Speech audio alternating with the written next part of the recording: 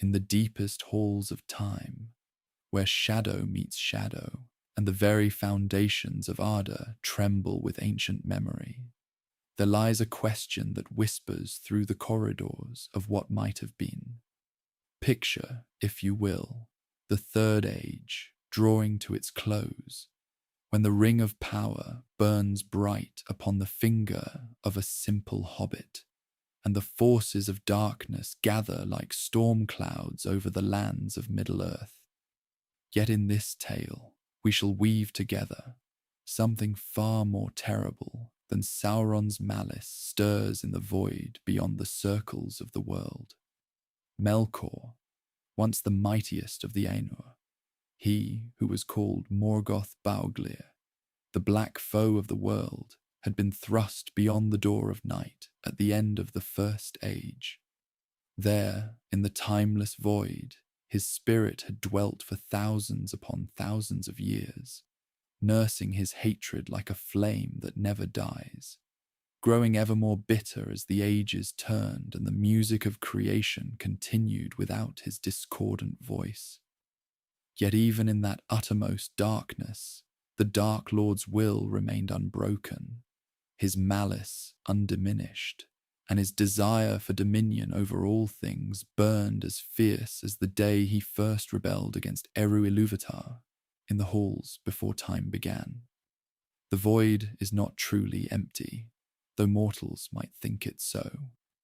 It is a realm of possibility, of things unmade and powers unbound, where the very concept of existence bends and flows like water.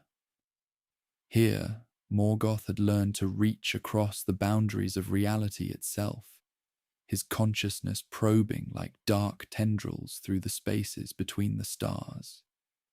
He felt the pulse of his servant Sauron's power growing strong again in Middle-earth, felt the trembling of the earth as armies marched, and the very foundations of the Third Age began to crack and strain.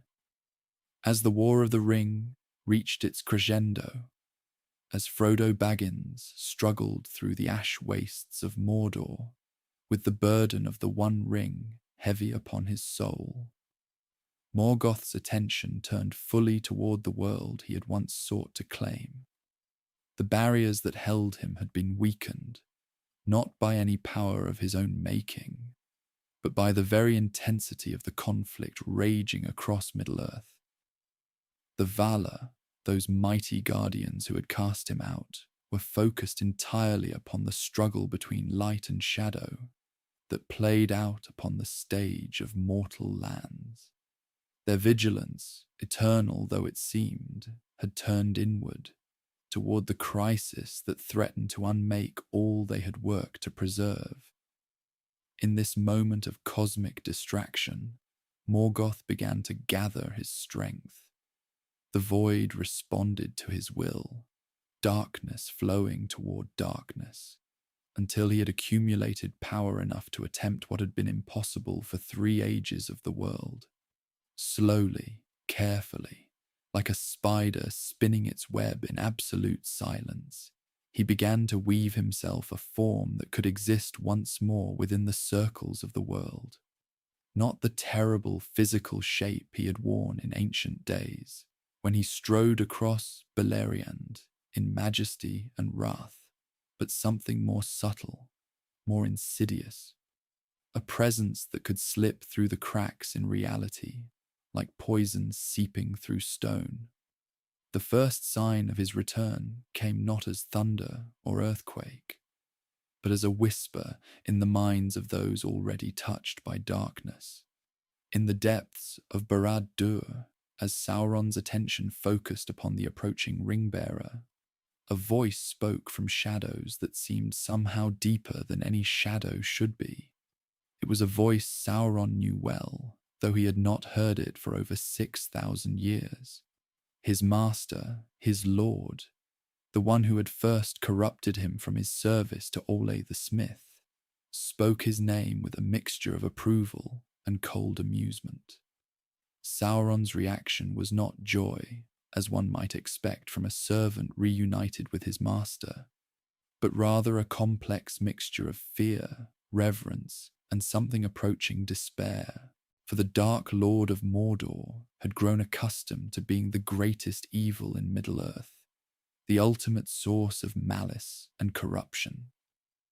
The return of Morgoth meant not triumph, but a return to servitude, a diminishment of all he had achieved. Yet he dared not refuse his ancient master, for Morgoth's power, even diminished by his long exile, still dwarfed his own as the sun outshines a candle flame.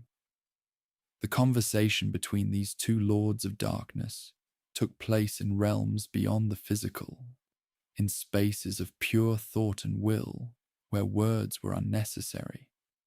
Morgoth's consciousness, still bound by the barriers of the void, but able to extend tendrils of influence into Middle-earth, examined the situation with the calculating intelligence that had once challenged the music of creation itself. He saw Sauron's armies spread across the lands like a dark tide, saw the desperate defense of Minas Tirith, witnessed Frodo's agonizing journey toward Mount Doom. Most importantly, he sensed the presence of the One Ring, that small golden band that contained so much of Sauron's power and will. In Morgoth's ancient mind, a plan began to form.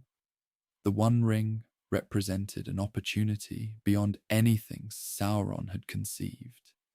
It was not merely a tool for domination over Middle-earth, but a key that could unlock the very foundations of reality.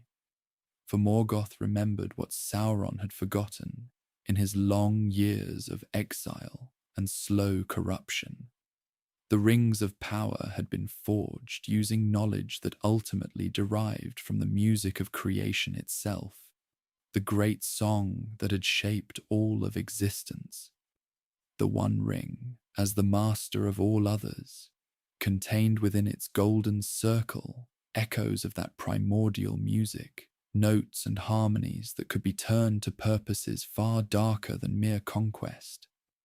As Frodo struggled up the slopes of Mount Doom, his spirit nearly broken by the weight of his burden, Morgoth began to act. His influence, subtle as morning mist but infinitely more dangerous, began to seep into the physical world. It did not manifest as armies or monsters, for such crude tools were beneath one who had once been counted among the greatest of the Ainur.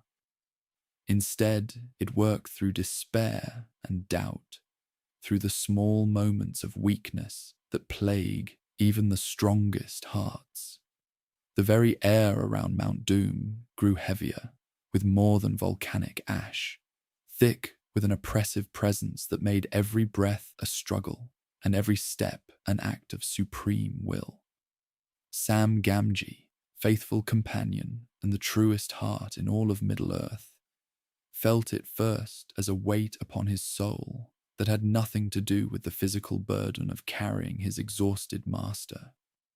It was as if the darkness itself had gained consciousness and was pressing down upon them with malevolent intent.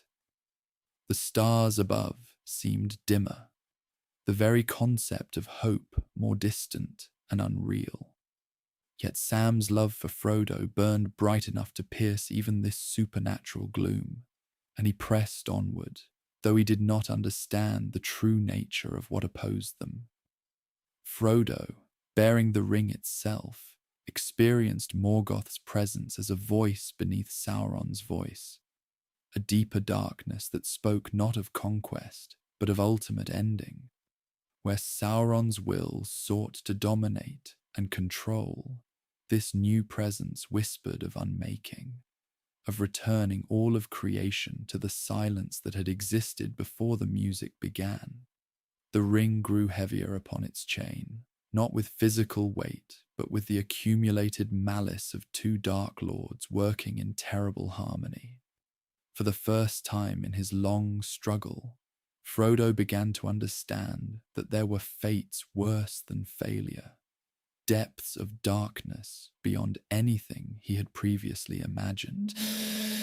In Minas Tirith, where Aragorn had claimed his throne and the forces of the West prepared for what they believed would be their final battle, a different kind of shadow began to fall.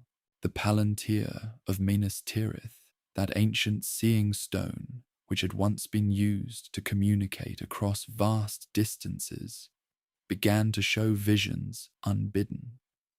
Aragorn, looking into its depths to gather intelligence about Sauron's movements, instead saw glimpses of a darkness that existed before the sun and moon, before the very foundations of Middle-earth had been laid. He saw the void itself, and within it, eyes that burned with the cold fire of stars dying in the depths of space. The king of Gondor staggered back from the seeing stone, his face pale with more than exhaustion. For he had looked upon the face of ultimate evil and recognized it from the deepest legends of his people, stories so ancient that they had become little more than whispered myths. Morgoth Bauglir, the enemy of old, was stirring once again, and the War of the Ring had become something far more terrible than a struggle for the dominion of Middle-earth. It had become a battle for the very right of creation to continue existing. Word spread swiftly through the ranks of the defenders, though few truly understood what it meant. The name of Morgoth was known to scholars and lawmasters, but to most it was merely another title for ancient evil, no more real than the monsters in children's tales. Yet those with the wisdom to comprehend began to feel a despair deeper than any they had known. For if Morgoth had indeed returned, then all their struggles, all their sacrifices might prove meaningless. The Dark Lord of the First Age had power beyond Sauron's imagining, malice that predated the very existence of the race of men. Against such a foe, what hope could there be for the free peoples of Middle-earth? Even as this terrible knowledge spread among the wise, the very fabric of Middle-earth began to respond to the presence of its ancient tormentor. In the depths of Fangorn Forest, the Ents felt a stirring in the roots of the world, a trembling that spoke not of growth or renewal, but of decay, spreading from sources deeper than any earthly corruption. Treebeard, oldest of his kind, stood motionless for hours beside the waters that had always run clear and sweet, watching as they grew dark with a shadow that seemed to rise from the very bedrock beneath.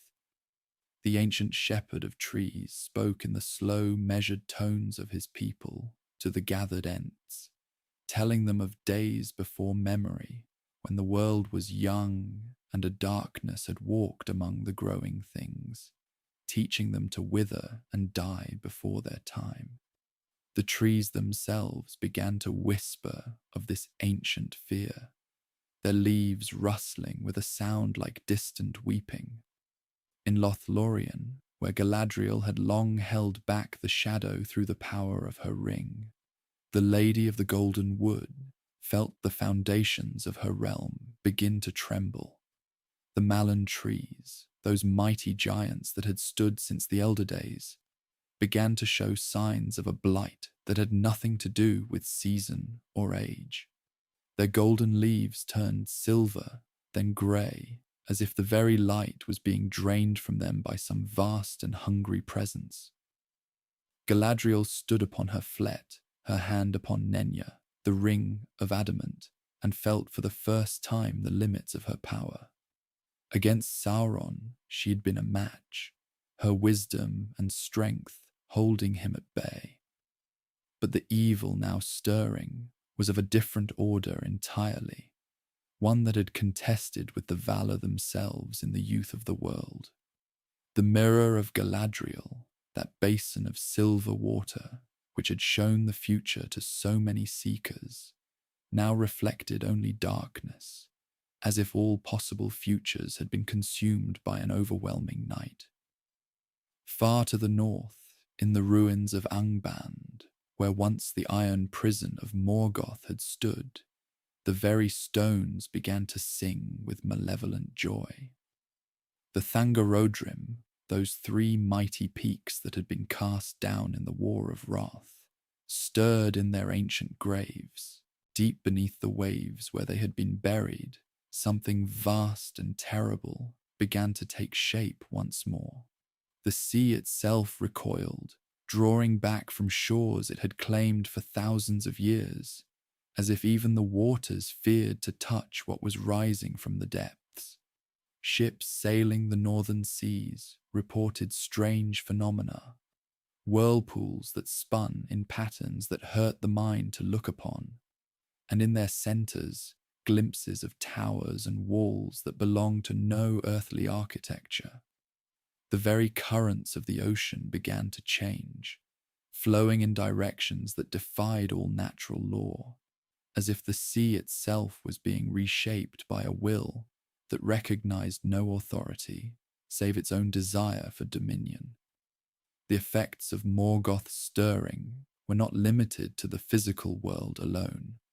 In Rivendell, where Elrond had kept his house of healing and wisdom for so many ages, the master of that realm felt the weight of years pressing upon him with sudden, crushing force.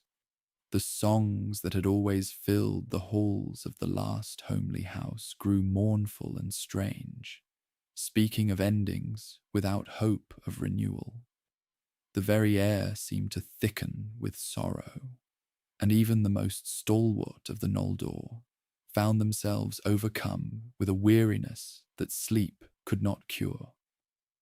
For Morgoth's return awakened memories that the elves had long sought to forget. The kinslaying at Alqualonda, the burning of the ships, the terrible oath of Feanor that had brought so much ruin to their people. In the presence of their ancient enemy, all their guilt and shame came flooding back, as if no time had passed since those dark days in Valinor when brother had first raised sword against brother.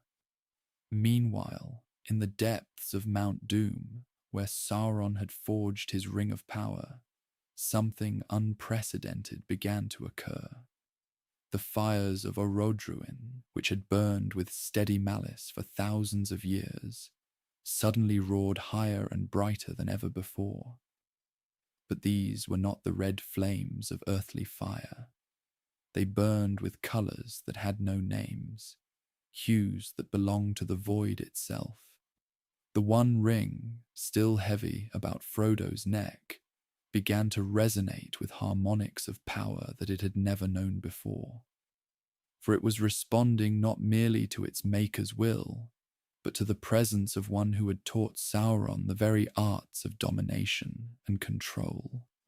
The ring's whispers grew more insistent, more seductive, promising not merely power over Middle-earth, but dominion over the fundamental forces of creation itself.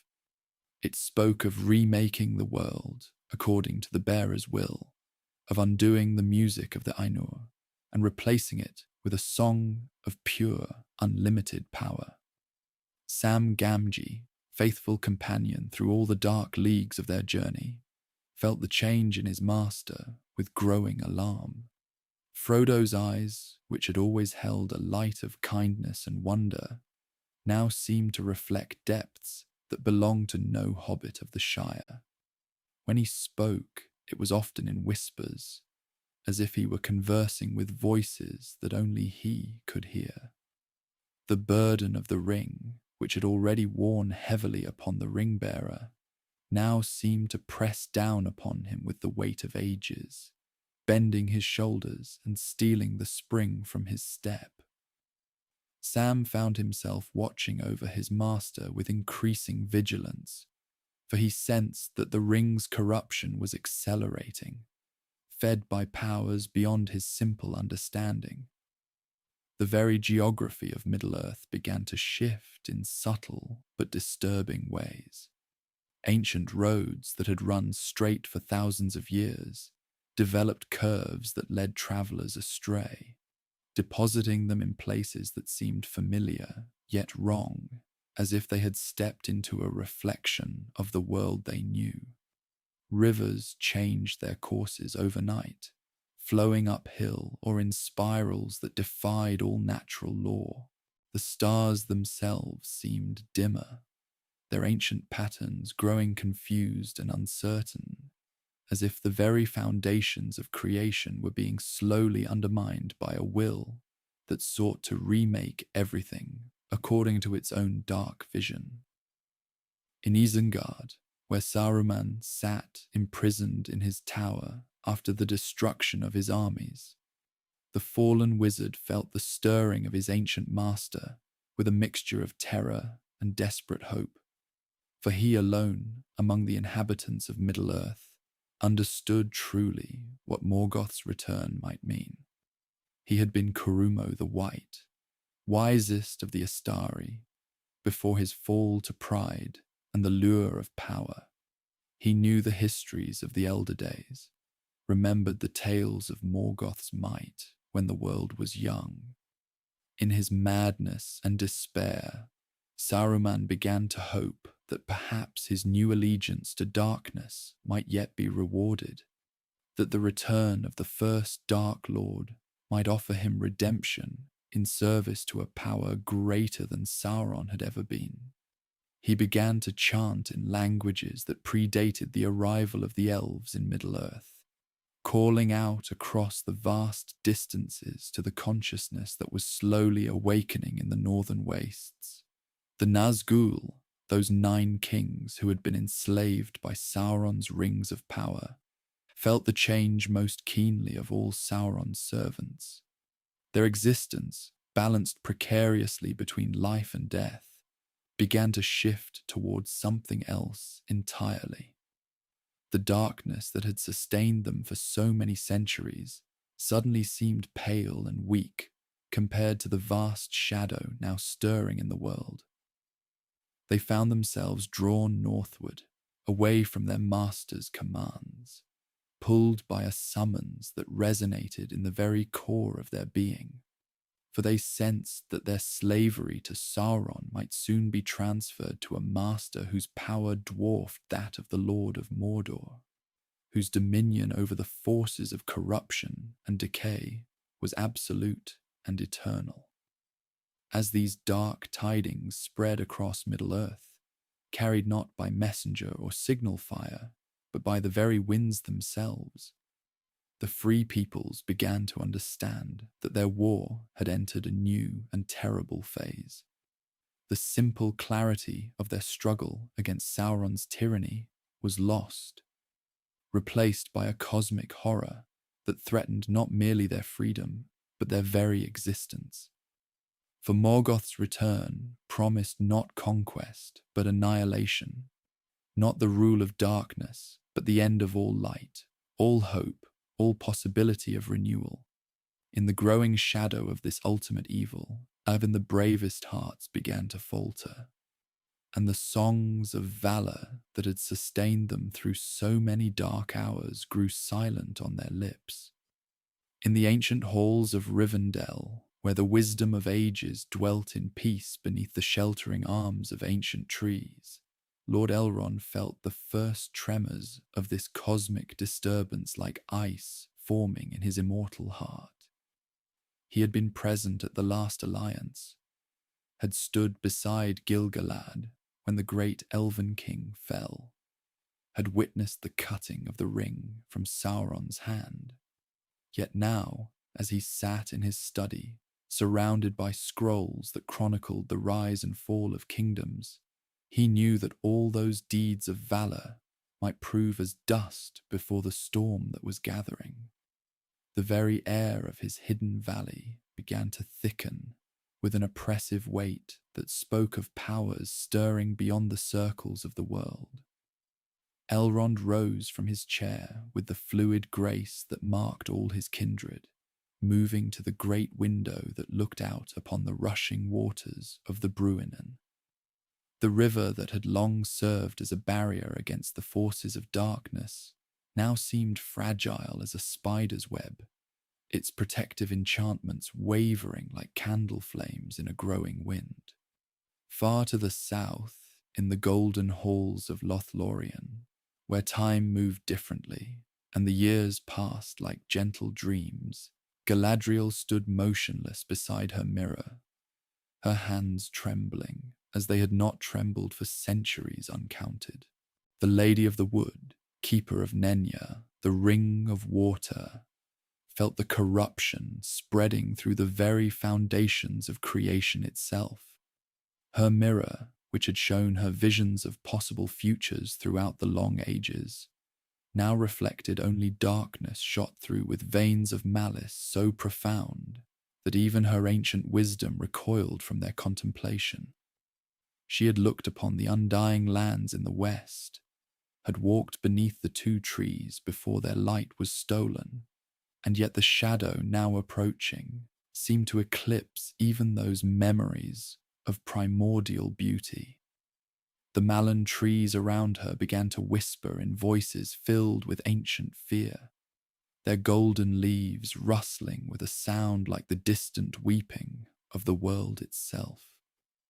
In Minas Tirith, the white city that had stood as a beacon of hope against the darkness for so many generations, Denethor, the ruling steward, found his madness deepening as the Palantir in his secret chamber began to show him visions that surpassed his worst nightmares. The Seeing Stone, which had already been corrupted by Sauron's influence, now became a window into abysses of despair that made his previous torments seem like gentle sorrows. Through its crystal depths, he glimpsed the stirring of powers that had been bound since the music of creation first gave shape to the world, and his mind, already fractured by grief and the weight of his responsibilities, began to crumble entirely beneath the weight of this cosmic horror. He wandered the halls of his citadel like a ghost, speaking in whispers of the ending of all things, of darkness that would swallow not merely Middle-earth, but the very memory of light itself. The Rohirrim, those proud riders of the mark who had always found their strength in the thunder of hoofbeats and the singing of their swords, felt their horses growing restless beneath them as they prepared for the great muster at Dunharrow. The beasts that had carried them faithfully through countless battles now shied and trembled at shadows that seemed to move independently of any earthly source. Theoden King, renewed in strength by Gandalf's healing touch, nonetheless felt a chill settling into his bones that spoke of endings beyond the reach of any earthly renewal. His warriors, gathered from across the green plains of Rohan, found their traditional songs of war and glory dying on their lips, replaced by an oppressive silence that seemed to press down upon them like the weight of an iron sky. Even the Ents, those ancient shepherds of the forest who had tended the growing things of Middle-earth since the world was young, began to feel a stirring of unease in their deep, slow thoughts. Treebeard, eldest of his kind, save only for the legendary Fangorn himself, found his ancient memories troubled by half-remembered fears from the elder days, when Morgoth's servants had burned the great forests and turned the very earth against itself. The trees throughout Fangorn Forest began to speak in whispers of a darkness that threatened not merely to cut them down, but to corrupt their very essence, to turn their patient growth into twisted malice, and their sheltering shade into suffocating despair. In the depths of Moria, where the dwarves had delved too deep and awakened the Balrog in their greed for mithril, something stirred in the lightless halls that even that ancient demon of shadow and flame regarded with unease. The creature that had slept beneath the roots of the misty mountains for centuries, uncounted, began to pace restlessly through the ruined halls, its whip of fire casting dancing shadows that seemed to writhe with independent malice. For even the Balrogs, those fallen Maya who had followed Morgoth in his rebellion against the music of creation, retained enough memory of their former master to recognize the signs of his awakening. The very stones of Khazad-dûm began to weep with a sound like the mourning of the earth itself, and the mithril veins that had once gleamed with pure silver light now pulsed with a sickly radiance that spoke of corruption spreading through the very bones of the world. Across the Grey Havens, where the ships of the Eldar had long waited to carry the weary and the wise to the undying lands beyond the circles of the world, Círdan the shipwright felt his ancient craft becoming heavy with a dread that made even the thought of that blessed journey seem uncertain. The harbour that had long served as a gateway to peace and healing now seemed fragile as morning mist before the approaching storm. The very sea itself, which had always called to the elven kind with promises of rest and reunion, now whispered of depths where even the light of Erendil's star might be swallowed by the growing darkness. Throughout all of Middle-earth, the lesser creatures began to flee from something they could not name but instinctively feared. Birds fell silent in their nests, their songs replaced by a watchful quiet that spoke of prey cowering before the approach of a predator beyond their comprehension. The very flowers seemed to close their petals as though preparing for a winter that might never end, and the streams that had bubbled with joyous music now ran silent and dark, their waters reflecting not the sky above, but the shadow that was spreading through the foundations of the world itself.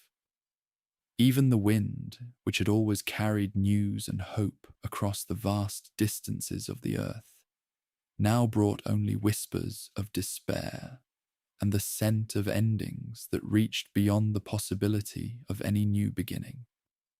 In this growing darkness, the Fellowship of the Ring found their burden growing heavier with each step toward their destination. The One Ring, which had already been a weight of corruption and malice, now seemed to pulse with a resonance that spoke of its creator's master stirring in the void.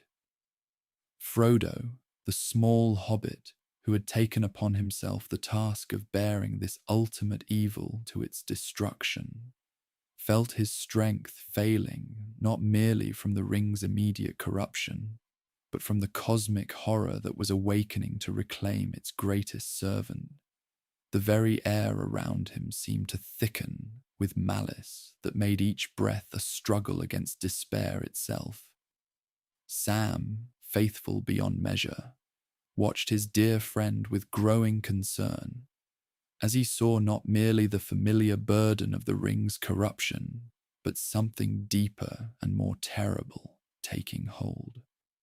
The gardener from the Shire, whose simple wisdom had already proven more valuable than the counsel of kings, found himself whispering words of comfort that seemed to dissolve into the thickening air before they could reach Frodo's ears. Even Galadriel's phial, that precious gift which held the light of Erendil's star captured in crystal, began to flicker with an uncertain radiance as though the very foundations of hope were being tested by forces that predated the creation of the stars themselves. The light that had once driven back the darkness of Shelob's tunnel now struggled against shadows that seemed to drink illumination as a desert drinks rain, leaving only a deeper darkness in return. Meanwhile, far to the north, in the hidden valley of Rivendell, Elrond felt the weight of ages settling upon his shoulders, like a mantle woven from sorrow and foreboding. The Lord of Imladris, who had witnessed the glory of Gil-galad and the defeat of Sauron in ages past, now sensed something stirring that made even those ancient battles seem like mere skirmishes, before a war that threatened the very concept of existence. in his house of healing and wisdom, where the sound of falling water had long provided a music of peace and timeless serenity. Even the streams seemed to carry echoes of lamentation from places beyond the circles of the world.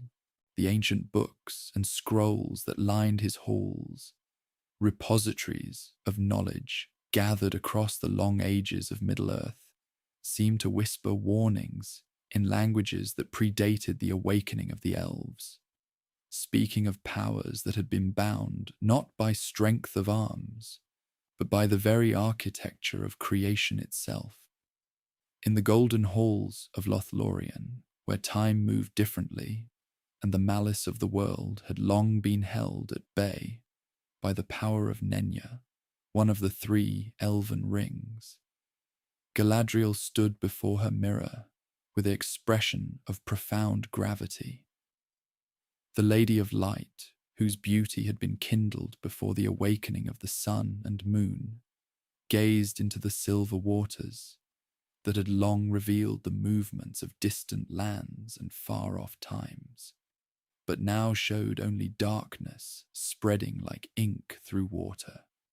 Her mirror, which had revealed the machinations of Sauron and the fate of kingdoms, now reflected something that made even her ancient wisdom recoil from the implications of what was stirring in the void beyond the world.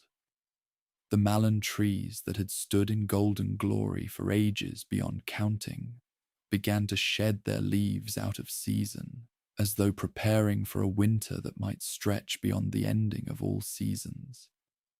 Across the wide lands of Rohan, where the horse lords had long ridden free beneath the open sky, Theoden King felt his newly restored strength wavering as something deeper than age, or the whispers of Saruman began to weigh upon his spirit. The Rohirrim, whose courage had never faltered in the face of orc or wolf, found their horses refusing to venture forth from stable and field, the noble beasts sensing in the air something that spoke of predators beyond the natural order of hunter and prey. Even Shadowfax, greatest of the Miaras and bearer of Gandalf the White, stood with ears laid back and eyes rolling, with a fear that had nothing to do with earthly dangers. The wind that had always brought news across the vast grasslands now carried whispers that made the bravest warriors reach for weapons that they knew would be useless against what was coming.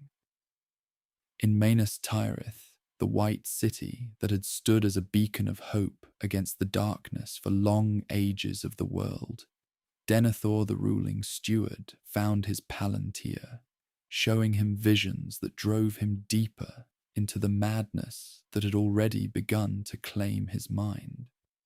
The seeing stone, which had once been a tool of communication and wisdom among the Númenóreans, now revealed glimpses of a darkness so profound that it made the armies of Mordor seem like mere shadows cast by a greater and more terrible flame. The white tree of Gondor, which had bloomed again as a sign of the return of the king, began to wither as though all the hope it represented was being drained away by something that fed upon the very possibility of renewal and healing. Even in the Shire, that most peaceful and protected of all the corners of Middle-earth, the hobbits began to sense that something was amiss in ways they could not name or understand.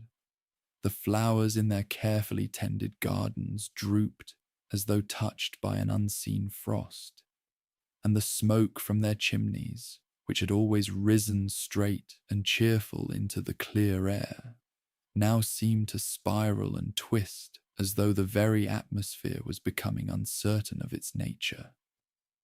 The Green Dragon Inn, where the sound of laughter and the clink of mugs had always provided a warm welcome to travellers and locals alike, grew quiet as conversations died away into uncomfortable silences filled with glances toward windows that showed nothing but the familiar landscape yet somehow seemed to promise that familiarity was about to become a memory of times that would never return. Gandalf the White, riding hard across the plains toward whatever destiny awaited, felt the staff in his hand growing cold, despite the warmth that had always flowed from his connection to the secret fire that burned at the heart of creation. The wizard who had faced the Balrog in the depths of Moria and returned from death itself with greater power and purpose, now sensed something stirring that made even his enhanced understanding of the cosmic forces that shaped the world seem insufficient to comprehend what was approaching. His horse's hoofbeats seemed to echo not merely across the physical landscape, but through dimensions of existence that mortal minds were not meant to perceive, as though the very fabric of reality was beginning to thin and fray under the pressure of something trying to break through from realms that had been sealed away since the music of creation first gave shape to the world. The Ents in Fangorn Forest, those ancient shepherds of the trees, whose memories stretched back to the earliest days when the world was young and green, began to speak in voices heavy with a sorrow that had no words in any language known to the younger races. Their great limbs, which had moved with the slow certainty of growing things that knew their place in the eternal cycle of seasons, now trembled with something that was neither wind nor age, but the deep recognition that the very foundations upon which all growth and life depended were being shaken by forces that cared nothing for the patient work of centuries. Even Treebeard, eldest of all the Ents, whose voice had carried the wisdom of ages in its deep and measured tones, now spoke only in whispers that seemed to carry the sound of roots being torn from soil that would never again know the blessing of new growth. In the depths of Moria, where the dwarves had once delved too deep and awakened the Balrog that had driven them from their ancestral halls, something stirred in chambers that had been sealed since the foundation of the world. The mithril that had once gleamed with pure silver light now pulsed with patterns that hurt to perceive, as though the very metal was being transformed into something that belonged not to the world of stone and earth, but to realms where matter itself obeyed different and more terrible laws. The corruption spreading through the mithril veins beneath Khazad-dûm seemed to pulse in rhythm with a heartbeat that belonged to no living thing, each throb sending tremors through the deepest foundations of the misty mountains, where the dwarves had once sung their songs of craftsmanship and joy.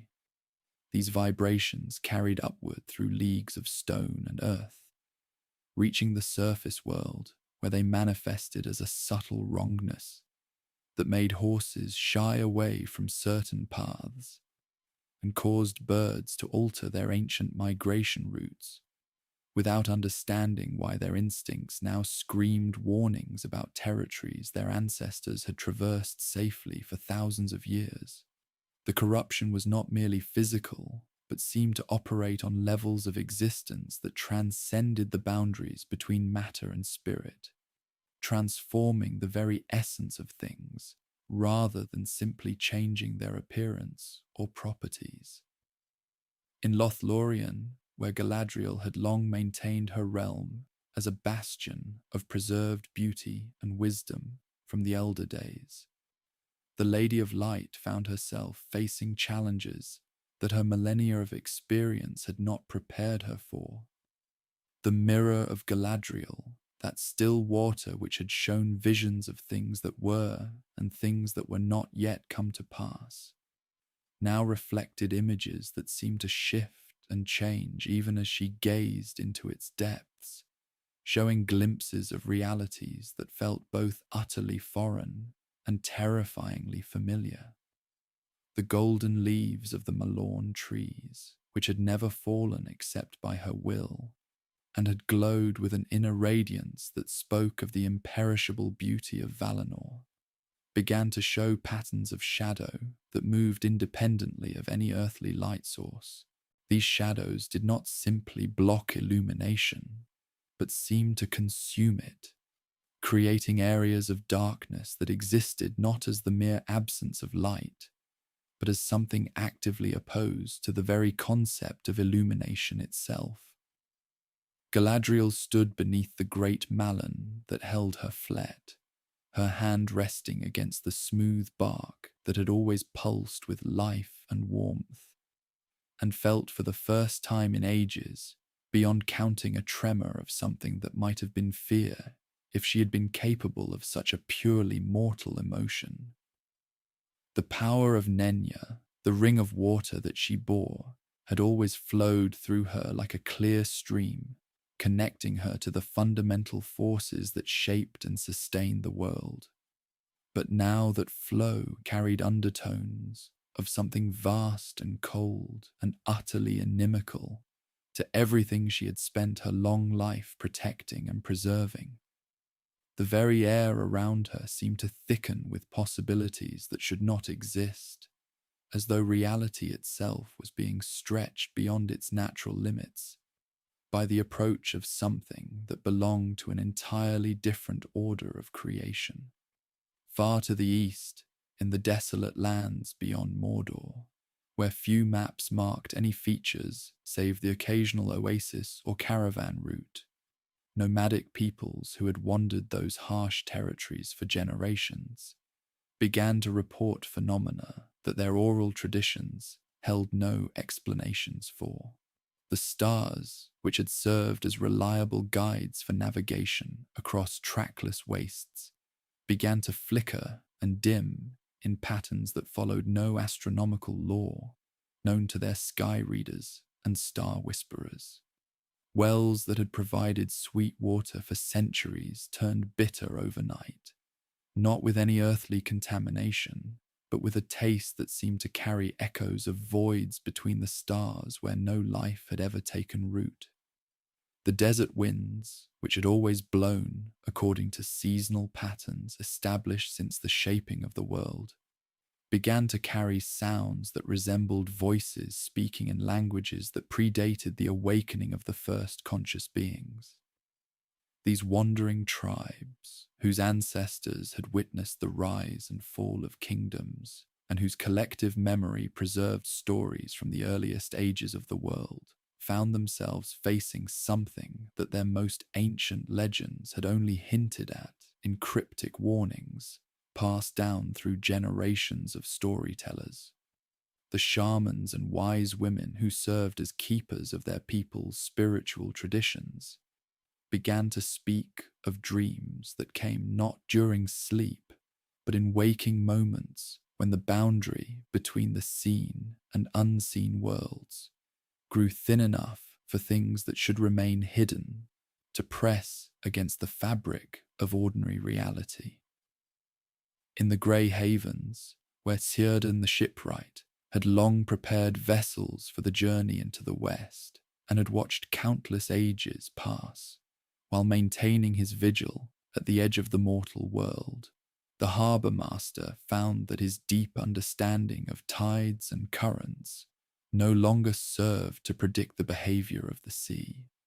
The waters that lapped against the stone quays began to exhibit properties that defied every principle of seamanship he had accumulated over millennia of experience. Ships that should have ridden easily at anchor began to strain against their moorings, as though the sea itself was trying to pull them toward horizons that existed beyond the normal boundaries of the world. The salt spray carried scents that belonged to no earthly ocean, hints of vast spaces where different laws governed the interaction between water and air, and the vessels that dared to traverse such alien seas. Círdan, whose eyes had looked upon the light of the two trees in Valinor, and who had guided countless souls on their final journey to the undying lands, found himself contemplating the construction of ships designed not for westward voyages toward peace and healing, but for journeys into realms where such concepts might have no meaning. The wood that had always responded to his touch, with the eager cooperation of living things that understood their role in purposes greater than themselves, now felt different under his hands, as though the trees from which it came had absorbed influences that made them suitable for crafts intended to sail waters that existed outside the normal flow of time and space. The elves who dwelt in Rivendell, that hidden refuge where Elrond Half-Elven had long provided sanctuary for those who sought wisdom and healing, began to notice that their timeless realm was no longer quite as immune to the passage of years as it had been throughout the long ages of their residence there. The architectural marvels that had stood unchanged since their creation, perfect expressions of elven artistry that seemed to exist in harmony with both the natural world and the deeper patterns that govern the cosmos, began to show subtle signs of alteration that had nothing to do with normal processes of aging or decay. Carvings that had depicted scenes of joy and beauty from the elder days began to include details that none of the craftsmen remembered adding. Figures and symbols that seemed to shift when viewed from different angles and suggested narratives that belonged to no known history or legend. The library of Rivendell, that vast repository of knowledge and wisdom gathered from across the ages, presented Elrond with mysteries that challenged even his extensive understanding of the forces that shaped the world. Texts that had remained stable and unchanging for thousands of years began to exhibit variations in their content, not through any physical alteration of the written words, but through changes in meaning that occurred as the very language in which they were written began to resonate with concepts and ideas that had not existed when the texts were first composed. Maps of Middle-earth began to show regions that corresponded to no known geography, territories that seemed to exist in the spaces between familiar landmarks, and suggested the presence of realms that operated according to different principles of spatial relationship and dimensional structure. The healing powers that had long flowed through Rivendell, drawing their strength from Elrond's mastery of the arts of restoration and his connection to the fundamental forces that sustained life and growth, began to encounter injuries and ailments that resisted treatment, not because they were beyond the scope of elven medicine, but because they seemed to exist in categories that transcended the normal relationship between health and sickness, wholeness and damage. Warriors who arrived seeking aid for wounds, suffered in battle against ordinary enemies, found that their injuries had somehow become connected to patterns of harm that extended beyond the physical realm into areas of existence where healing required not just medical knowledge, but understanding of principles that governed the interaction between different orders of reality. And as these strange phenomena grew more frequent, as the very fabric of reality seemed to shimmer and shift at the edges of their perception, a profound unease began to settle over the hearts of the wise in Rivendell. Elrond, with his ancient wisdom and unparalleled insight, felt a deepening apprehension that something truly monumental, something primordial and deeply disruptive, was stirring in the hidden currents of the world. It was not merely the coming War of the Ring, though that alone was a shadow stretching long across the land, but an otherness, a distortion that hinted at a power far older, far more encompassing than even the Dark Lord Sauron. The whispers from the deep places the subtle tremors in the earth that even the most sensitive among the elves could feel, spoke not of Mordor's localized malice, but of a universal discord, a deep-seated dissonance that threatened to unravel the very song of creation itself. This growing sense of a cosmic disturbance began to manifest in other ways, beyond the borders of Rivendell. The very stars in the night sky, those ancient, unchanging beacons that had guided mariners and inspired poets for countless millennia, seemed to shift ever so slightly from their accustomed courses. Constellations that had been familiar companions through the long watches of the night seemed to acquire new, faint additions, stars that pulsed with a cold, pale light and did not correspond to any known celestial body. Astronomers among the elves, who had charted the heavens with meticulous precision for ages, found their instruments giving readings that defied their understanding of celestial mechanics, as if the very laws governing light and motion were being subtly rewritten.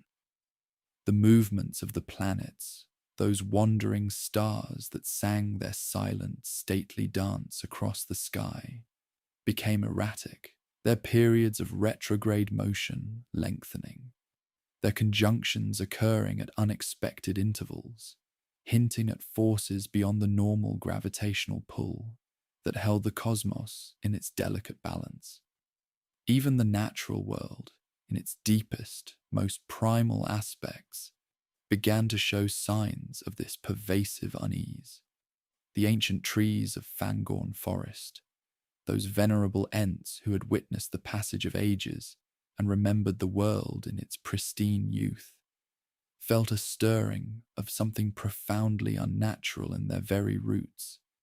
Their deep slumber, which had been disturbed only by the most cataclysmic events, now seemed to be troubled by a pervasive, nagging ache, a dull throb that resonated through the earth itself.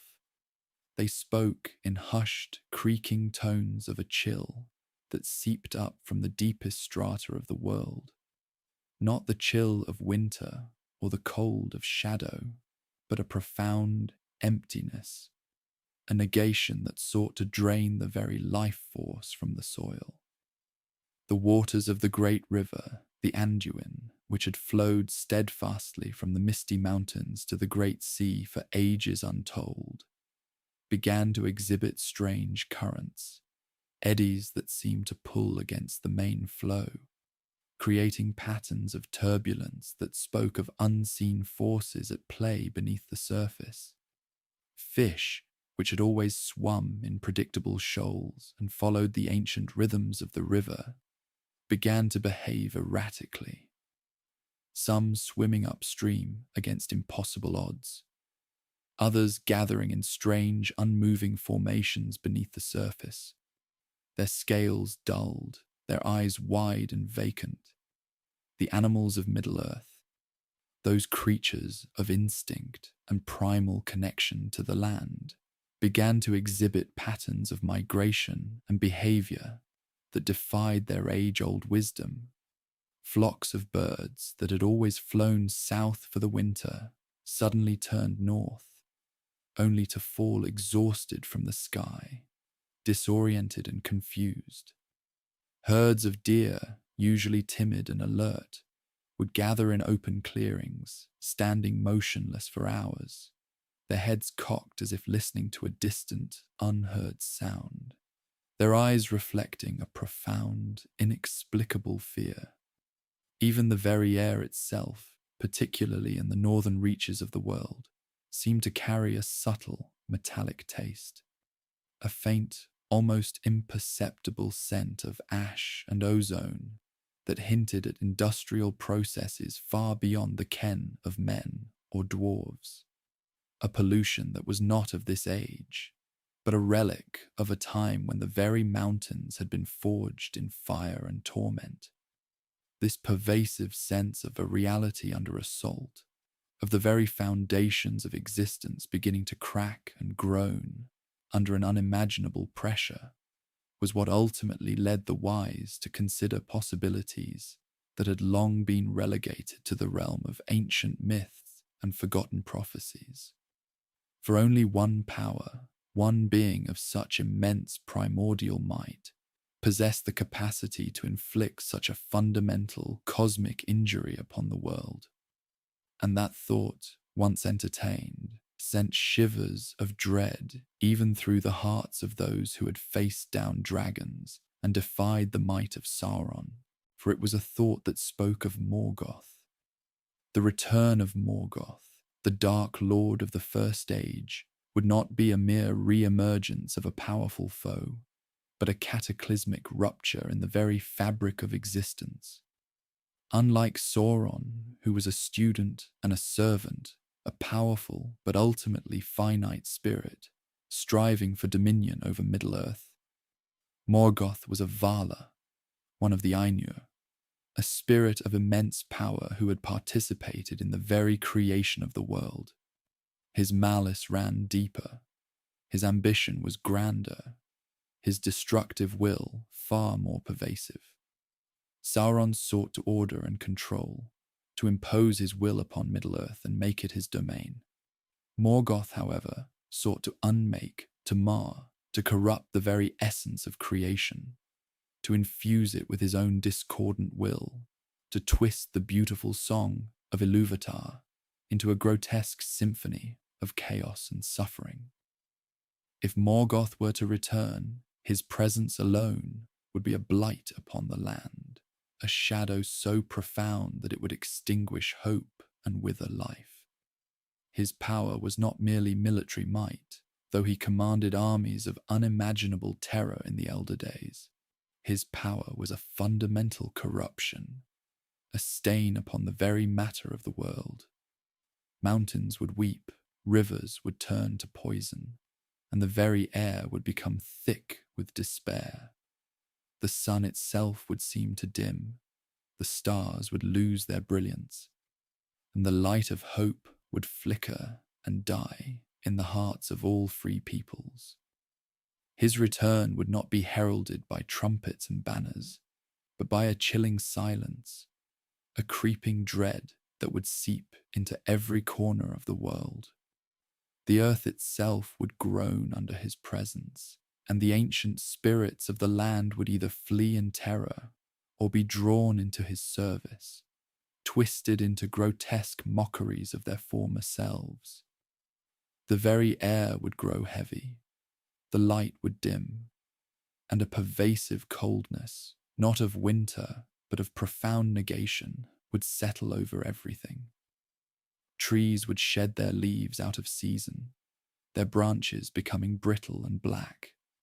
Animals would fall silent, their instincts screaming at them to flee a predator far beyond their comprehension.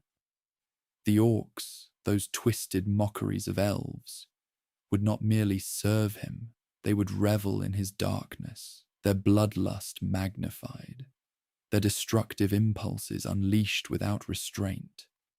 They would become even more savage, even more numerous, their ranks swelling with creatures of nightmare born from the very shadows that Morgoth would cast.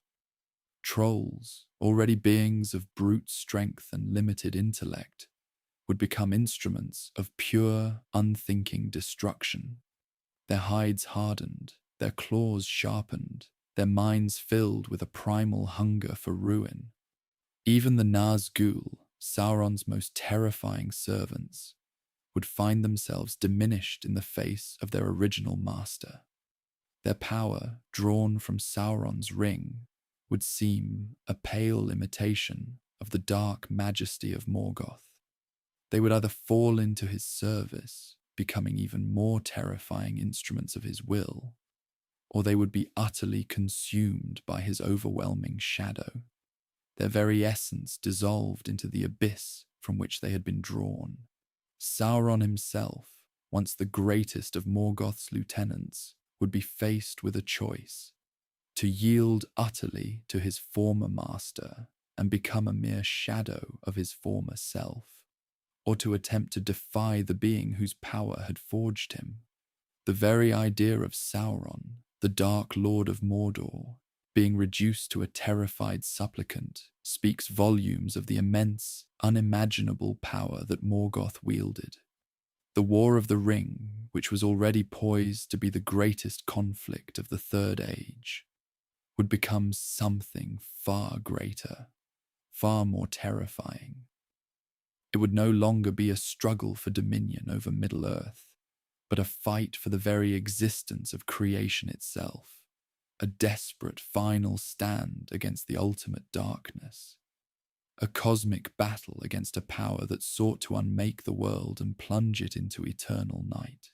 The forces of good, already stretched thin and struggling against Sauron's might, would find themselves facing an enemy beyond any they had ever conceived. Their courage, their hope, their very will to resist would be tested to the absolute breaking point. The elves, with their ancient memories and their profound understanding of the forces at play, would be among the first to recognize the true nature of the threat. Their songs, which had always spoken of beauty and sorrow, would now turn to dirges of despair, their voices carrying the weight of ages of struggle against a darkness that seemed to know no end. Their ancient wisdom would tell them that this was not merely another war, but the return of a primordial evil, a force that had been sealed away beyond the confines of the world, and whose re-emergence would signal the beginning of the end. Their greatest warriors, those who had faced balrogs and dragons in the elder days, would feel a chilling familiarity with the encroaching shadow, a memory of a time when the world was young and horror walked openly upon the land. The Valar, those great powers who had ultimately defeated Morgoth in the First Age and cast him into the void, would be faced with an agonizing decision, for they had sworn an oath after the War of Wrath never again to intervene directly in the affairs of Middle-earth, to leave the men and elves to shape their own destinies. But the return of Morgoth would not be merely an affair of Middle-earth. It would be a threat to all of Arda, to the very harmony of creation that they had helped to weave. Would they stand by and watch as their beautiful work was utterly corrupted and destroyed? Or would they break their ancient vow and once again descend into the world, risking a cataclysm even greater than the one that had sundered Beleriand? The very thought of Morgoth's return is a terrifying one, a concept that dwarfs even the immense evil of Sauron. For Sauron was but a shadow of his master, a fragment of that primordial darkness. If the shadow himself returned, then all of Middle-earth, indeed all of Arda, would tremble. The war against Sauron would become a sideshow, a mere prelude to a final, desperate struggle against the ultimate evil, a struggle that would determine not just the fate of Middle-earth, but the very fate of the world itself. The hopes of the free peoples would dwindle. Their courage would be tested beyond all imagining, and the light of dawn would seem a distant, fading memory. For in the shadow of Morgoth, even the brightest stars would dim, and the world would know a darkness deeper than any it had ever endured. The very air would grow heavy, as if the breath of some immense ancient beast had settled upon the lands, chilling the hearts of all living things.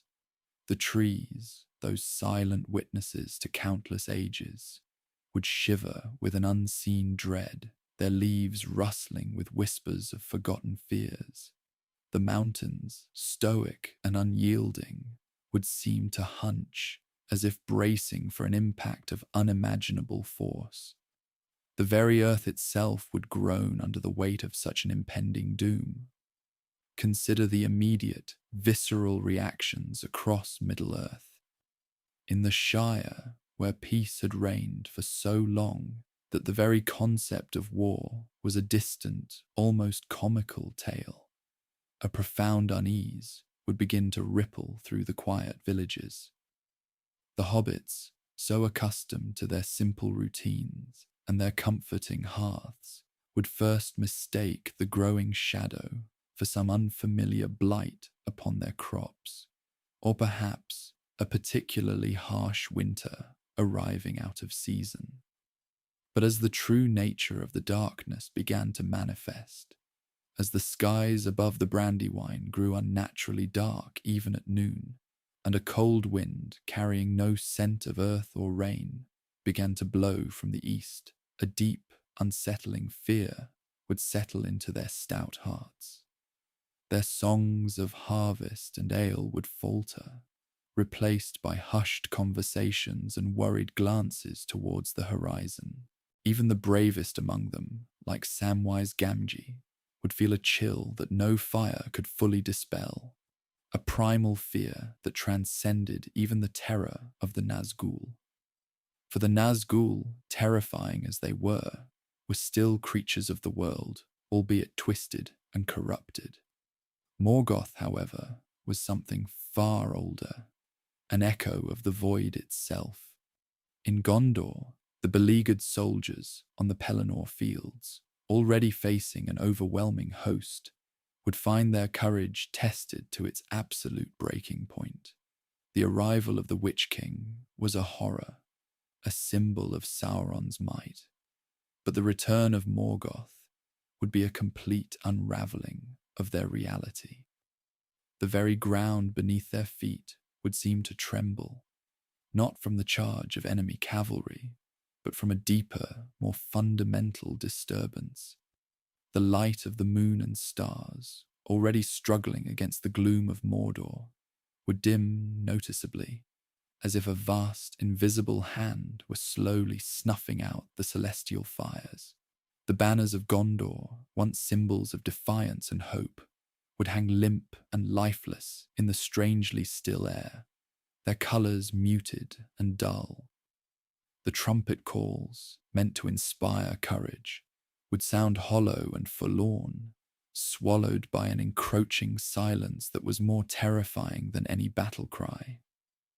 The hearts of men, already weary from ages of conflict, would be filled with a despair so profound that even Aragorn, with all his kingly resolve, would struggle to rekindle the flame of hope. He would know, instinctively, that this new shadow was not merely an enemy to be fought with sword and shield, but a force that threatened to extinguish all light, all life, from the world. His lineage, his ancient bloodline, would whisper to him tales of the First Age, of the horrors that his ancestors had faced, and he would understand the magnitude of the catastrophe. The elves, those ancient and wise beings, would feel the return of Morgoth with an almost unbearable clarity. In Rivendell, the gentle music of the waterfalls would seem to weep, and the light of the hidden valley would grow faint, as if struggling against an invisible pressure. Elrond, who had witnessed the end of the First Age and the terrible War of Wrath, would feel a dread that would chill him to the very core of his ancient being. He would know, with a certainty that transcended mere knowledge, that this was the end of all things, or at least the end of the age of elves in Middle-earth. His foresight, usually a source of calm counsel, would now show him only visions of utter devastation, of a world consumed by an eternal night. The rings of power, those artifacts of great beauty and subtle strength, would seem utterly powerless against such a primordial force. Their magic, designed to preserve and to heal, would be like a flickering candle against an incoming tempest. The elves would face a choice: to abandon Middle-earth entirely, if such a thing were even possible in the face of Morgoth's return, or to stand and fight a battle they knew, deep in their hearts, could not be won. Their ancient memory, their very essence, would scream at them the truth of the situation. This was not Sauron. This was the original darkness, the one from whom all other evils sprang. Even the dwarves, those stout and stubborn folk of the mountains, would feel the pervasive dread. Deep within their halls, where the echoes of ancient hammers usually resonated with strength and purpose, a new silence would begin to creep in. The gleam of mithril and gold would seem duller, the warmth of their furnaces less comforting. King Dane Ironfoot, with all his bravery and his unyielding will, would find his resolve shaken by a fear that was not of this world.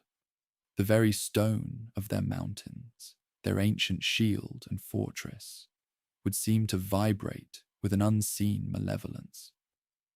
The dwarves, who had faced dragons and balrogs, would understand that Morgoth was a different order of horror entirely. Their axes, so keen and true, would feel like brittle twigs against such an enemy. Their ancient pacts and alliances would seem frail and insignificant in the face of such an ultimate threat.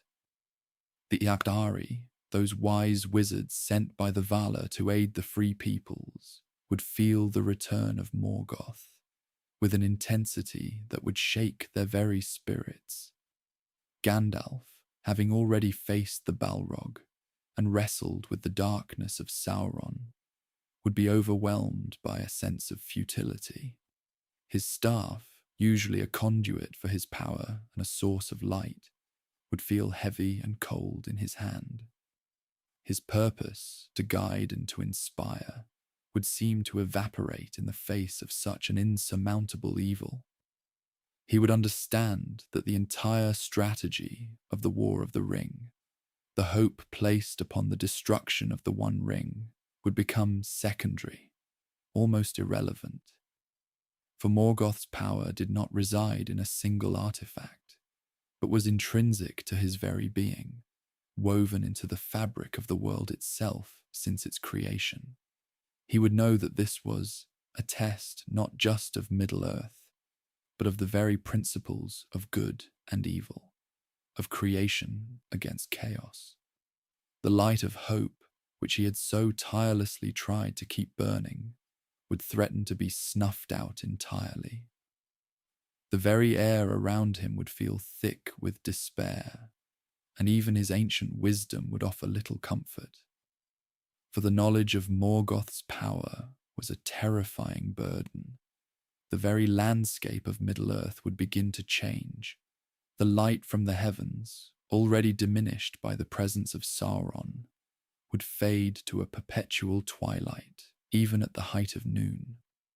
The stars would struggle to pierce the gloom, and the moon would cast only a sickly, pale glow. The waters of the rivers and seas would grow cold and dark, their depths stirred by an unseen malevolence. The clouds would gather, not in the usual patterns of weather, but in vast oppressive formations, swirling with unnatural colours of bruised purples and ominous greys, reflecting the turmoil of the corrupted spirit that once again walked the world. The very flowers would wilt, their vibrant hues fading into a dull, lifeless pallor. The birds would fall silent, their joyful songs replaced by an unnerving quiet, punctuated only by the mournful cries of unseen beasts. The wind, once a gentle messenger of seasons, would howl with a cold, piercing malice, carrying with it the scent of decay and despair. The ground itself would feel barren and desolate, as if the very life force was being slowly drained from it. The beauty of Middle-earth, so lovingly crafted by the Valar and nurtured by its inhabitants, would begin to unravel, succumbing to the creeping blight of Morgoth's influence. Every living thing, from the smallest blade of grass to the most ancient tree, would feel the touch of his returning shadow, a cold dread seeping into their very roots and bones. The world would become a place of sorrow and fear, a reflection of the primordial darkness that sought to consume it entirely. The hearts of even the stoutest heroes would be tested beyond measure. Aragorn, who had found his kingly resolve in the face of Sauron's legions, would feel a chill deeper than any winter wind. His dreams of a renewed Gondor, of a thriving, peaceful realm, would seem like fragile illusions against the overwhelming reality of Morgoth's presence. He would know, instinctively, that the fight was no longer merely for the freedom of men, but for the very soul of existence. The weight of his lineage, of the long line of kings who had battled darkness, would press upon him with an unbearable intensity. He would look to his sword, Andúril, the flame of the West, and wonder if even its ancient power, reforged from the shards of Narsil, could stand against such primordial evil. The hope he inspired in others, his steadfast courage, would become a flickering flame in a hurricane, desperately trying to illuminate a path through the encroaching night. Legolas, with his keen elven senses, would be among the first to truly perceive the shift in the world's essence. The whispers of the trees, usually a comforting symphony, would turn to groans of anguish. The clarity of the air, which he normally found exhilarating, would be replaced by a heavy, suffocating oppression. He would feel a deep sorrow for the loss of beauty, a profound grief for the defilement of nature itself. His arrows, usually swift and true, would seem like tiny spears against an immense, formless dread. The joyous spirit of the elves, their connection to the natural world, would be severed by this pervasive corruption, leaving them with an ancient, weary despair. He would recall the tales of the First Age, of the terrible wars against the Dark Lord, and understand that such a shadow, once cast, was almost impossible to lift. Gimli, the stubborn dwarf, would feel the earth itself tremble with a new kind of dread. The deep places of the world, usually a source of comfort and strength for his kind, would become tainted, their ancient stone humming with a malevolent vibration. The fires of the forge, which represented the very heart of dwarven craft and resilience, would seem to gutter and dim, their warmth struggling against the pervasive chill. He would feel a rage, a burning fury at this desecration, but also a deep understanding of the overwhelming odds. His axe, so often a weapon of defiance and strength, would feel heavy with the weight of despair, for even the stoutest mountain could be brought low by a force that sought to unmake creation. He would remember the fall of Khazad-dûm, the ancient dwarven kingdom, and realize that even the mightiest fortresses were vulnerable to a darkness that bred from within the very fabric of the world. Even the hobbits, so resilient in their simple courage, would feel the profound shift. Frodo, already burdened by the ring, would find his torment magnified 1,000-fold. The whispers of the One Ring, already insidious, would merge with a deeper, more ancient darkness, echoing the very voice of Morgoth in his mind, promising ultimate power and ultimate despair. The weight around his neck would become unbearable, a leaden chain dragging him ever closer to the abyss. Sam, ever loyal and steadfast, would notice the fading of the stars, the chilling of the breeze, the wilting of the flowers he so loved. His simple songs of hope and home would feel hollow, their melodies straining against the overwhelming dissonance of the new darkness. The Shire, their beloved home, would seem an impossibly distant dream, a fragile memory against the encroaching nightmare. The very air they breathed would become thin, suffocating. as if the world itself was holding its breath in terror. The Nazgul, Sauron's greatest servants, would experience a complex and terrifying transformation. Their allegiance, though sworn to Sauron, was ultimately to the greatest power of darkness. Upon Morgoth's return, their tormented spirits, already bound to the shadow, would feel an even deeper, more profound enslavement. The power that sustained them, that animated their wraith-like forms, would shift its source, drawing directly from the primordial fount of Morgoth's being. They would become instruments of a far greater evil, their cries of dread echoing with an amplified malice. Their mounts, the fell beasts, would grow even more monstrous, their leathery wings casting larger, more suffocating shadows as they soared through the perpetual gloom. Yet there would also be a chilling sense of relief for them, a return to the true master of the darkness they served, a finality to their eternal torment. For in Morgoth's shadow, all lesser lights were utterly consumed. Sauron himself, though a formidable power, would find his dominion challenged and ultimately subsumed. The eye, perpetually watchful, would turn not just to the west, but to the very fabric of existence, sensing the return of his former master. His power, immense though it was but a fragment of Morgoth's, a shadow cast by the original darkness. The forces he had amassed, the orcs, the trolls, the Easterlings, the Haradrim, would feel a new, more primal terror, a deeper, more ingrained subservience. Their allegiance would shift, not by choice, but by an instinctual recognition of the true Lord of Shadows. Sauron would gnash in impotent rage, his carefully laid plans, his long-wrought dominion, crumbling before the overwhelming might of his former master. He had sought to be the Dark Lord, but in Morgoth's presence he would be reduced to a mere lieutenant once more, albeit a powerful one, yet still undeniably subservient.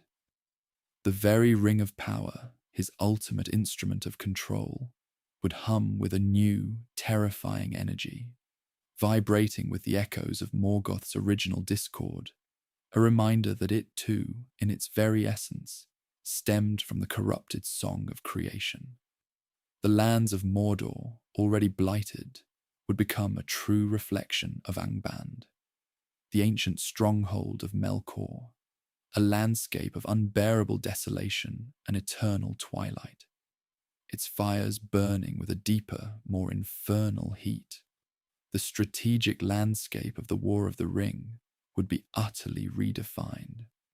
The focus would no longer be solely on the destruction of the One Ring, for while its obliteration would still weaken Sauron, it would do little against the unmaking power of Morgoth himself. The entire conflict would transcend a localized war and become a cosmic struggle, a battle for the very existence of Arda, of Middle-earth, and indeed of all creation. The hope of the free peoples would shift from victory to mere survival, a desperate clinging to any remaining light. The alliances formed, tenuous as they were, would either shatter under the immense pressure or be forged anew in the crucible of absolute despair, finding strength in sheer, unyielding defiance against a foe that sought to extinguish all. The Valar and Maiar, those divine powers who had long watched over Middle-earth from afar, would be faced with an unimaginable dilemma. Their intervention in the First Age had resulted in the terrible sundering of Beleriand, and their oath not to directly interfere again weighed heavily upon them.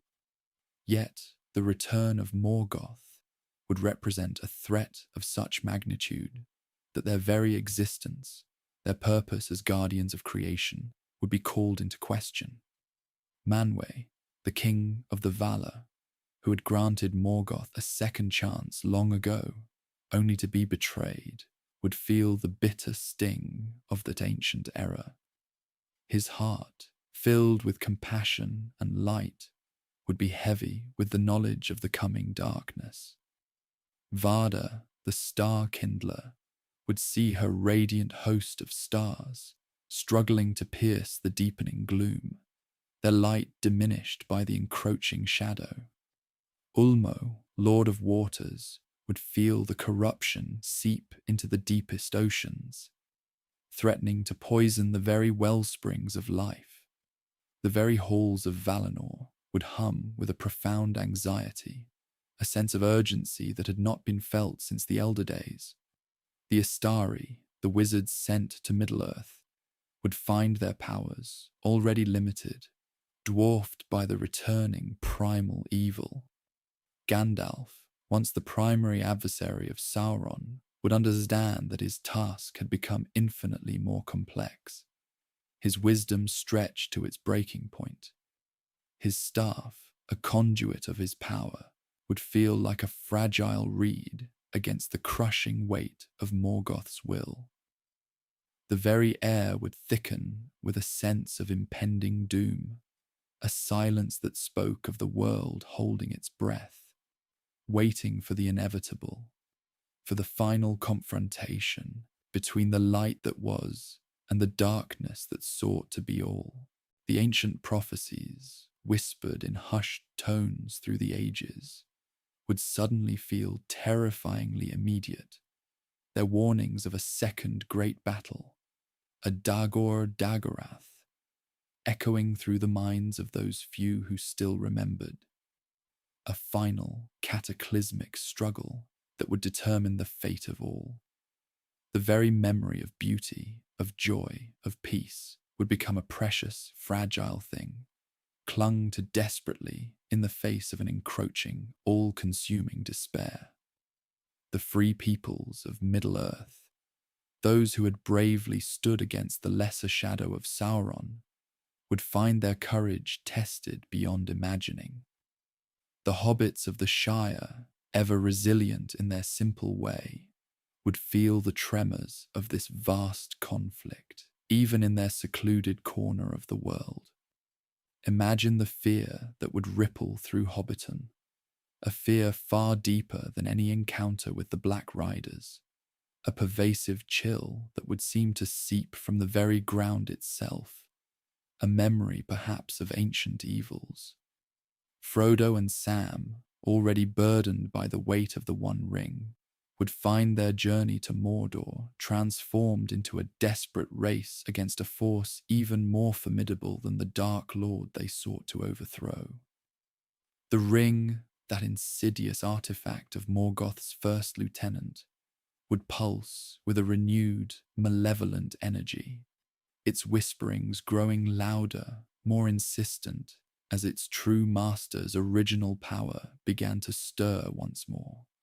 The very air around them would grow heavy, the light of the sun diminished, as if Morgoth's shadow, once cloaking only Angband, now stretched its tendrils across the entire world, seeking to snuff out every flicker of hope.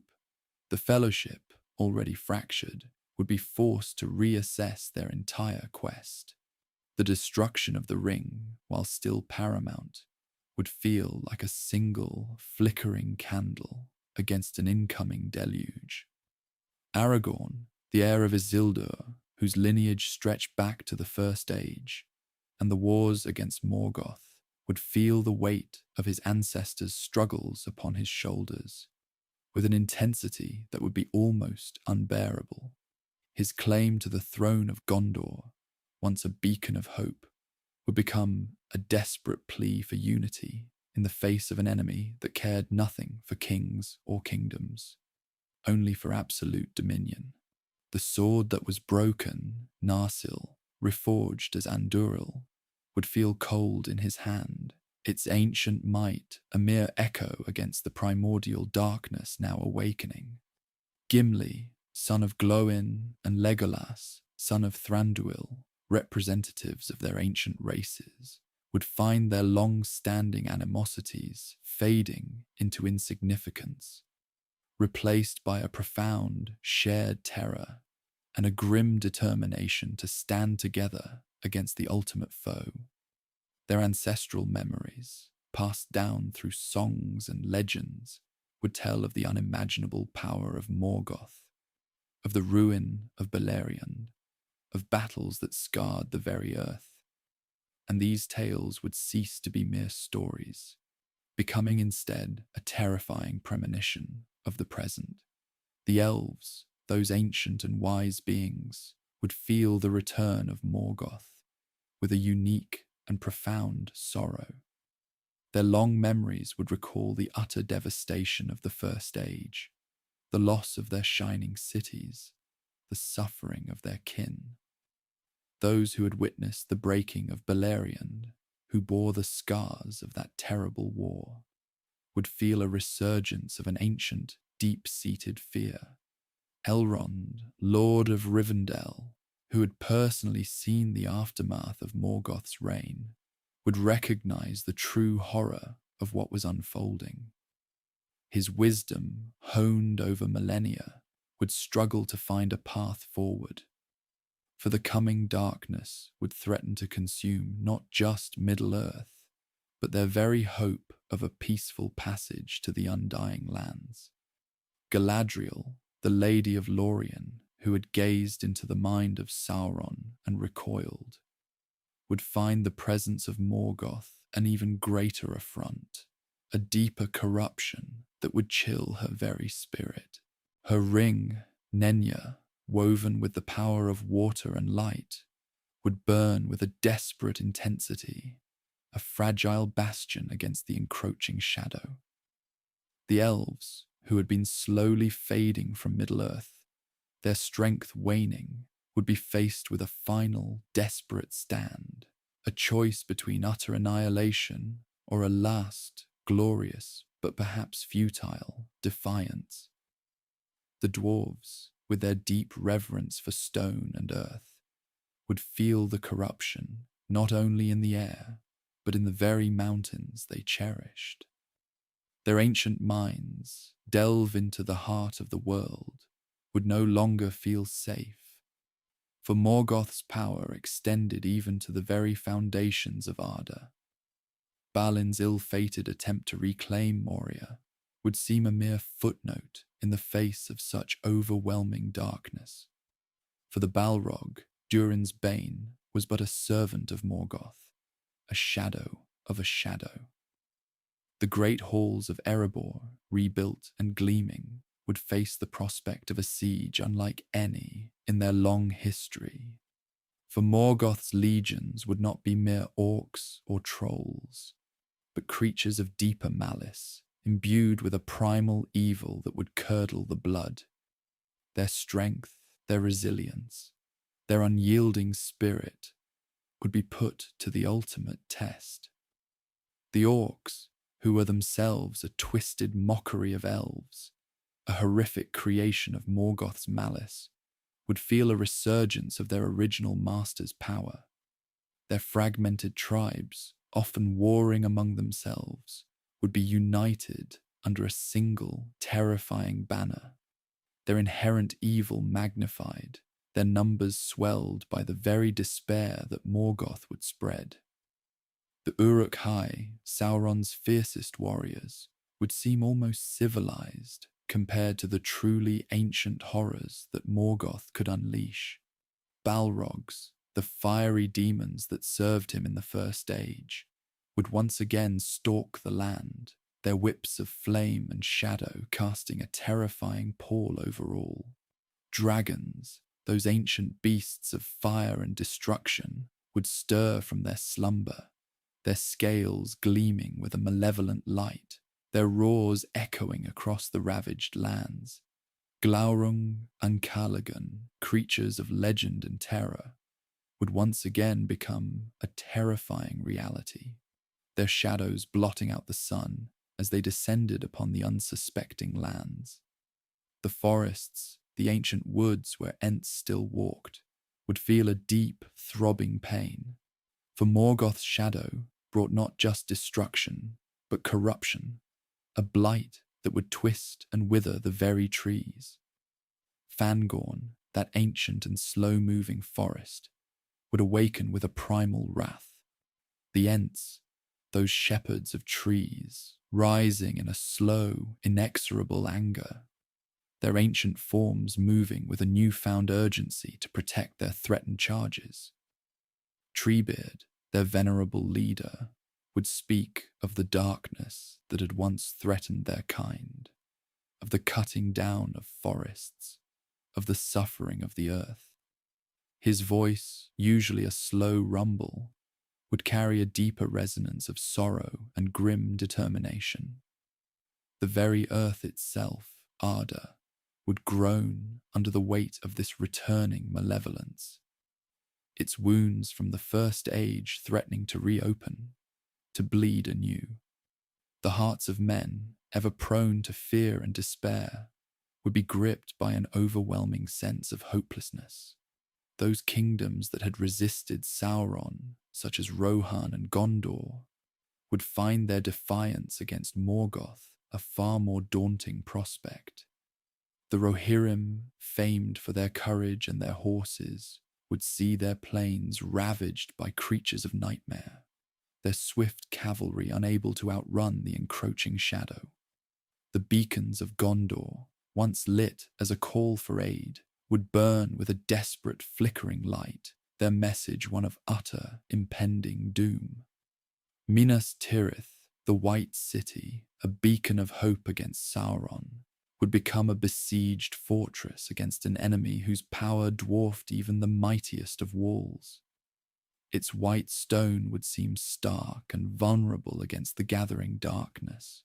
The very fabric of society, the bonds of loyalty and kinship, would be stretched to their absolute limits, threatening to unravel completely under the immense psychological pressure of Morgoth's return.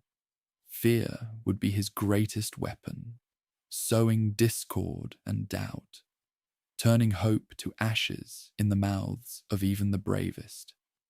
The knowledge that such ancient evil, thought vanquished, could return would be a crushing blow to the spirit of men, eroding their will to fight, leaving them with little but despair. The very concept of a good ending would vanish, replaced by the grim reality of a struggle for mere survival. Victory would not be a matter of triumph and celebration, but simply of enduring, of holding on to a sliver of light against an overwhelming, all-consuming darkness. The consequences of Morgoth's return would ripple through every corner of Middle-earth, touching every being, every stone, every leaf. The world would be utterly transformed, not just geographically by the cataclysmic battles, but spiritually, emotionally. The memory of the First Age would cease to be a distant historical event and become a living, terrifying reality, a prophecy fulfilled in the most dreadful way. The future, once uncertain, but holding the promise of peace, would become a bleak and terrifying unknown, overshadowed by the ever-present threat of eternal night. The very air would be heavy with the scent of impending doom, a tangible presence that would press down upon the spirits of all free peoples. Sleep would offer little respite, haunted by nightmares of ancient horrors stirring once more, of a world plunged into an endless, suffocating darkness. The sun would rise, but its light would feel cold and distant, struggling to penetrate the overwhelming gloom, a mere memory of warmth in a world rapidly succumbing to the chill of absolute despair. The elves, those ancient and wise inhabitants of Middle-earth, with their long memories stretching back to the very dawn of time, would be among the first to grasp the true horror of Morgoth's return. Their ancient songs, once filled with the melancholic beauty of ages past, would take on a new, chilling resonance, recalling the devastating wars of the First Age, the ruin of Beleriand, and the countless lives lost in that desperate struggle against the Dark Lord. They would understand, with a clarity that would chill the very marrow of their bones, that this was not merely a new war, but a continuation of the oldest, most foundational conflict, one that had scarred the very fabric of Arda. Their dwindling numbers, already a source of quiet sorrow, would now become a stark and terrifying vulnerability. The elven rings, wielded by Gandalf, Galadriel, and Elrond, would find their power tested in ways unimaginable, their protective enchantments strained to their breaking point against the raw, primordial malice of Morgoth. Lothlorien, with its golden trees and its gentle, protective magic, might find its borders breached by shadow-spawned horrors, its ancient glades defiled. Rivendell, the last homely house, a haven of peace and learning, would stand as a solitary beacon in a world consumed by dread, its wisdom and foresight now focused solely on survival, on understanding the true depth of the peril. The choice for many elves, already contemplating a final journey to the Undying Lands, would become stark and immediate. Flee or face total annihilation, a final, desperate stand against an enemy that knew no end to its wrath. Their hearts, already burdened by the sorrows of ages, would be filled with a profound and weary despair, for they had witnessed this horror before and knew its true, devastating cost. Even the Ents, those venerable, slow-moving guardians of the forests, would stir with an unprecedented urgency. Their ancient memories, often a blur of millennia, would sharpen, recalling the early ages when the forests were vast and untamed, before the depredations of Melkor had begun to carve canyons of desolation through the pristine lands. Fangorn, that ancient and mysterious wood, would rumble with a deep, resonant anger, a righteous fury against the encroaching darkness that threatened to consume all growing things. The very trees would whisper of fear, their roots feeling the tremor of a destructive power, long thought banished.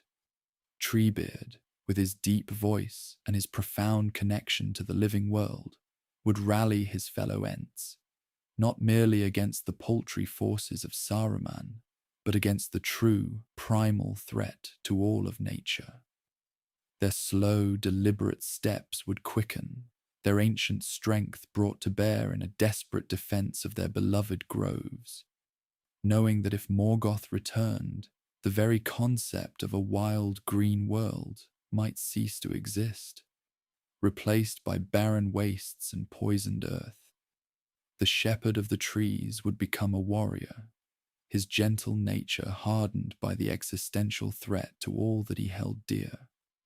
And the hobbits, innocent and unassuming, living their peaceful lives in the Shire, would find their quiet existence shattered.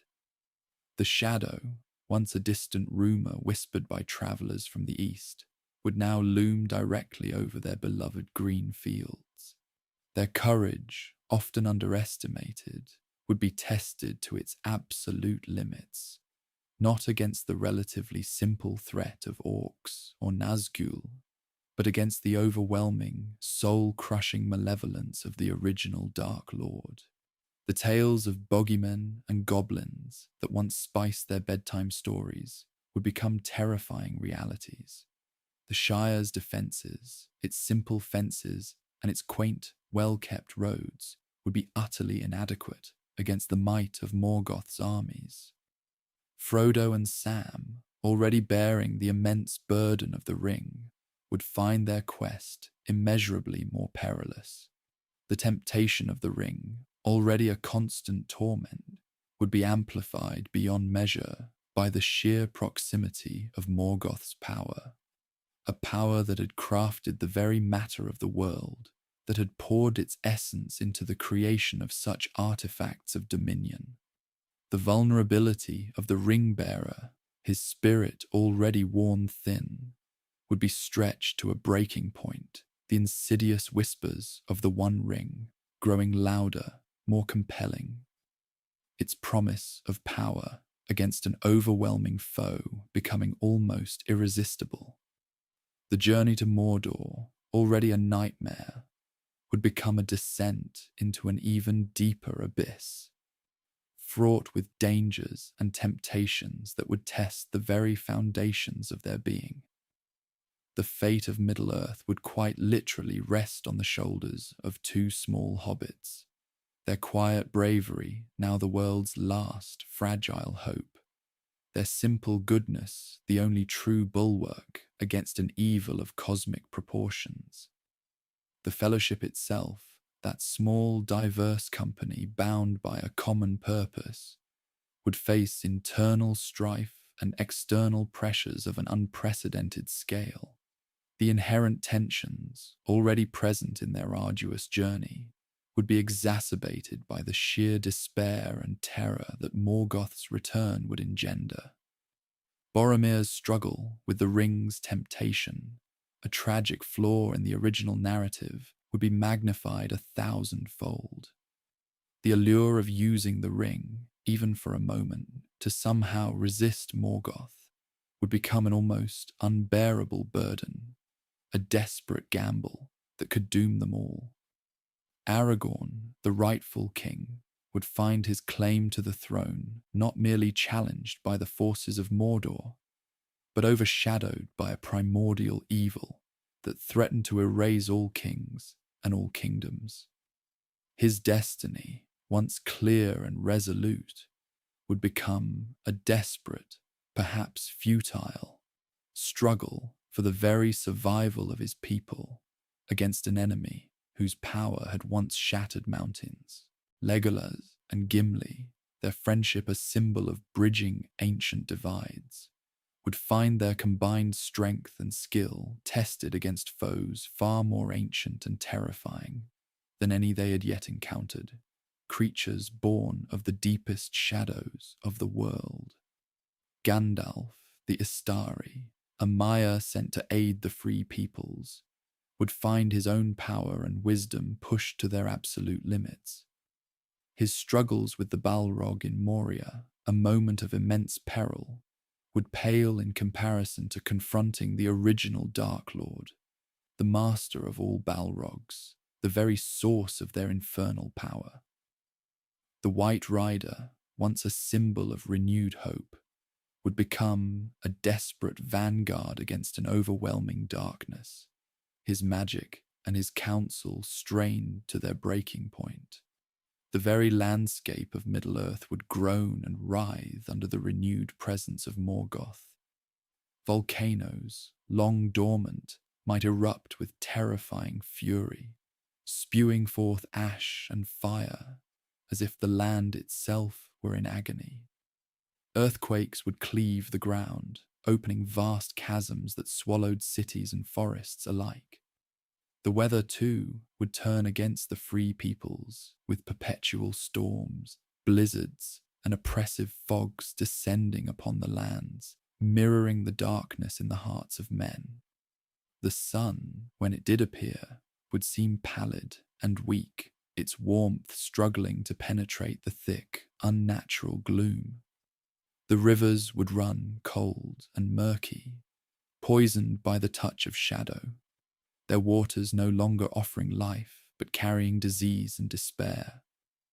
The mountains, once symbols of enduring strength, would become treacherous, their peaks shrouded in perpetual storm, their passes haunted by the creatures of Morgoth. The very air would become heavy, difficult to breathe, filled with a suffocating sense of dread and the acrid stench of sulfur and decay, a constant reminder of the encroaching darkness. The once vibrant ecosystems would collapse, plants wilting, animals fleeing in terror or succumbing to the encroaching blight, leaving behind a stark and desolate landscape. The beautiful, diverse world of Middle-earth, a world worth fighting for, would rapidly transform into a twisted, dying realm, a reflection of the malevolence that now dominated it. The very concept of hope, that fragile yet potent force that propelled the free peoples in their struggle against Sauron, would be severely tested, perhaps even extinguished. Hope relies on the belief that victory is possible, that there is a light at the end of the tunnel, however dim. But against Morgoth, the architect of countless ages of suffering, the very definition of cosmic evil, hope would seem a cruel delusion. The memories of his past atrocities, the destruction of the two trees, the ruin of Beleriand, the endless wars against the Noldor, would weigh heavily on the hearts of all who knew the lore. These were not mere tales. They were prophecies of what was to come, a grim testament to his destructive power. The free peoples would be fighting not just for their lives, but for the very soul of the world, against a foe who sought not merely dominion, but annihilation, the unmaking of all creation. The idea of a good ending, of a lasting peace, and the return of light would become a distant, almost impossible dream. The struggle would become one of sheer defiance, of holding on to a shred of dignity and resistance in the face of absolute despair, a refusal to bow down even when all seemed lost. Each small victory would be hard won and fleeting, each defeat a crushing blow, eroding the will to fight. The world would become a place of constant struggle, a battle for every inch of ground, every moment of respite, every flicker of light against the encroaching, all-consuming night. The very act of waking each morning would be an act of courage, a commitment to face another day in a world spiraling into an abyss. The very fabric of existence, so carefully woven by Ilúvatar, would be strained to its breaking point, threatening to unravel completely under the sustained assault of Morgoth's malice. The stars themselves, those distant, comforting pinpricks of light in the vast darkness, would seem to dim, their ancient song silenced by the discord of his presence. Even the moon, so often a symbol of quiet fortitude and gentle guidance, might appear wan and sickly, struggling to cast its familiar glow through the ever-thickening pall of his shadow. The sun, life-giving and vibrant, would be a mere memory, its warmth replaced by a chill that seeped into the very bones, a cold born not of winter, but of profound absence. Consider the psychological impact on the diverse peoples of Middle-earth. The hobbits, so accustomed to their quiet lives in the Shire, their greatest worries the state of their gardens or the next meal, would find their world utterly shattered. Their simple joys, their love of comfort and good cheer, would be replaced by a gnawing fear, a sense of vulnerability they had never known.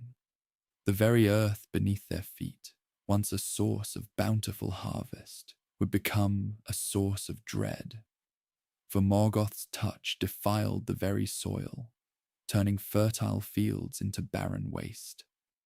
They would be forced to abandon their homes, their peaceful ways, and flee into the unknown, a journey fraught with unimaginable peril. Their resilience, though profound in its own quiet way, would be tested beyond measure. The men, with their various kingdoms and cultures, would face an even more immediate and devastating threat. Gondor, the last bastion of kings, would find its defences, however mighty, woefully inadequate against the scale of Morgoth's power. The Ramas Ecor, the Pelennor Fields, Minas Tirith itself, these formidable strongholds, which had withstood the assaults of Sauron for centuries, would be battered and besieged by forces far more numerous and terrible. The Black Gate, already a place of grim legend, would become a symbol of absolute despair. For beyond it would lie not just the armies of Mordor, but the unending legions of Angband, resurrected and reforged in a new, more terrifying image. The courage of the Gondorians, renowned throughout the ages, would be pushed to its absolute limit. Their determination, a flickering flame against an oncoming storm. Rohan, with its proud horsemen and open plains, would be particularly vulnerable. The swiftness of their steeds, their cherished strength, would be of little avail against airborne horrors that blotted out the sky, or creatures that crawled from the depths of the earth, immune to blade and spear. The golden hall of Meduseld, a beacon of light and kingship, might fall, its golden roof stained by the shadow, its halls echoing with the cries of despair rather than the joyous songs of its people. The Rohirrim, a people tied to the land and the freedom of the wind, would find their world shrinking, forced into hiding, their spirit of defiance a lonely, desperate cry against the inevitable. Even the elves, with their ancient wisdom and long memories, would feel the chill of true despair. They, more than any other race, would remember Morgoth from the First Age, having witnessed his power firsthand. Their ancestral homes, like Rivendell and Lothlorien, protected by powerful enchantments and the strength of their rings, would become islands in a sea of darkness, besieged from all sides. The beauty of their forests, the clarity of their rivers, would be corrupted, and the solace they offered would diminish. Their immortality, usually a source of quiet strength, would become a burden, a prolonged agony of watching the world they loved slowly succumb to the ultimate evil.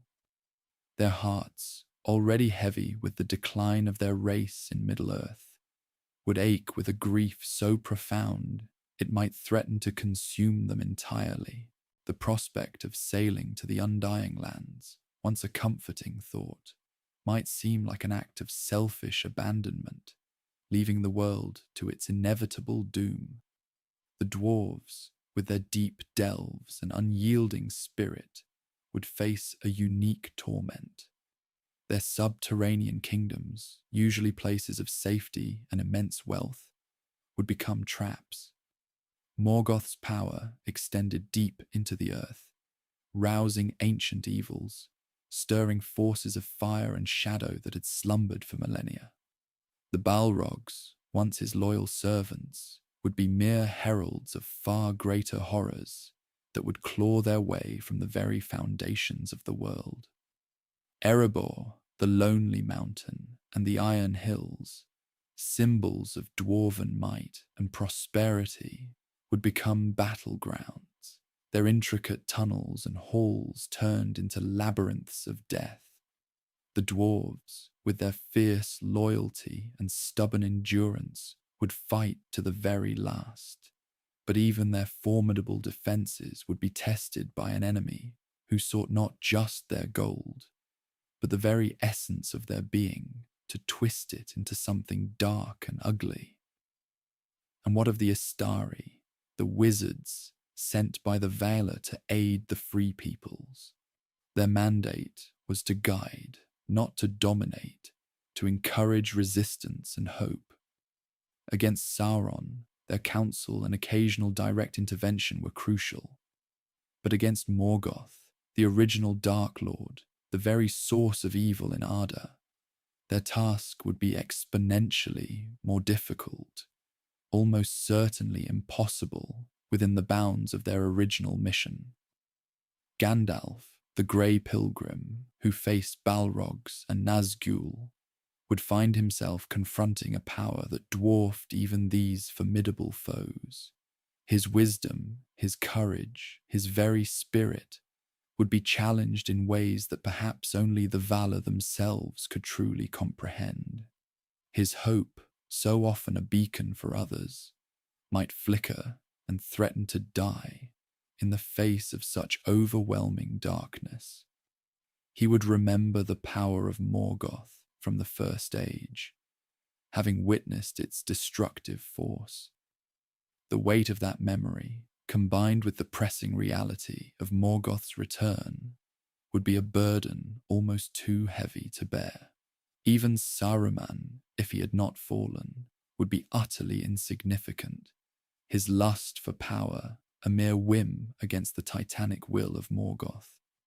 Radagast, the gentle lover of beasts, would witness the utter corruption of all he held dear, driving him perhaps to madness or profound despair as the natural world withered and died around him. The very notion of a fellowship would be tested to its breaking point. The bonds of friendship and duty, which held the original fellowship together through unimaginable trials, would be fragile threads against the crushing weight of Morgoth's power. Their quest to destroy the One Ring, while still vital, would seem almost secondary, perhaps even futile, in the face of the ultimate evil.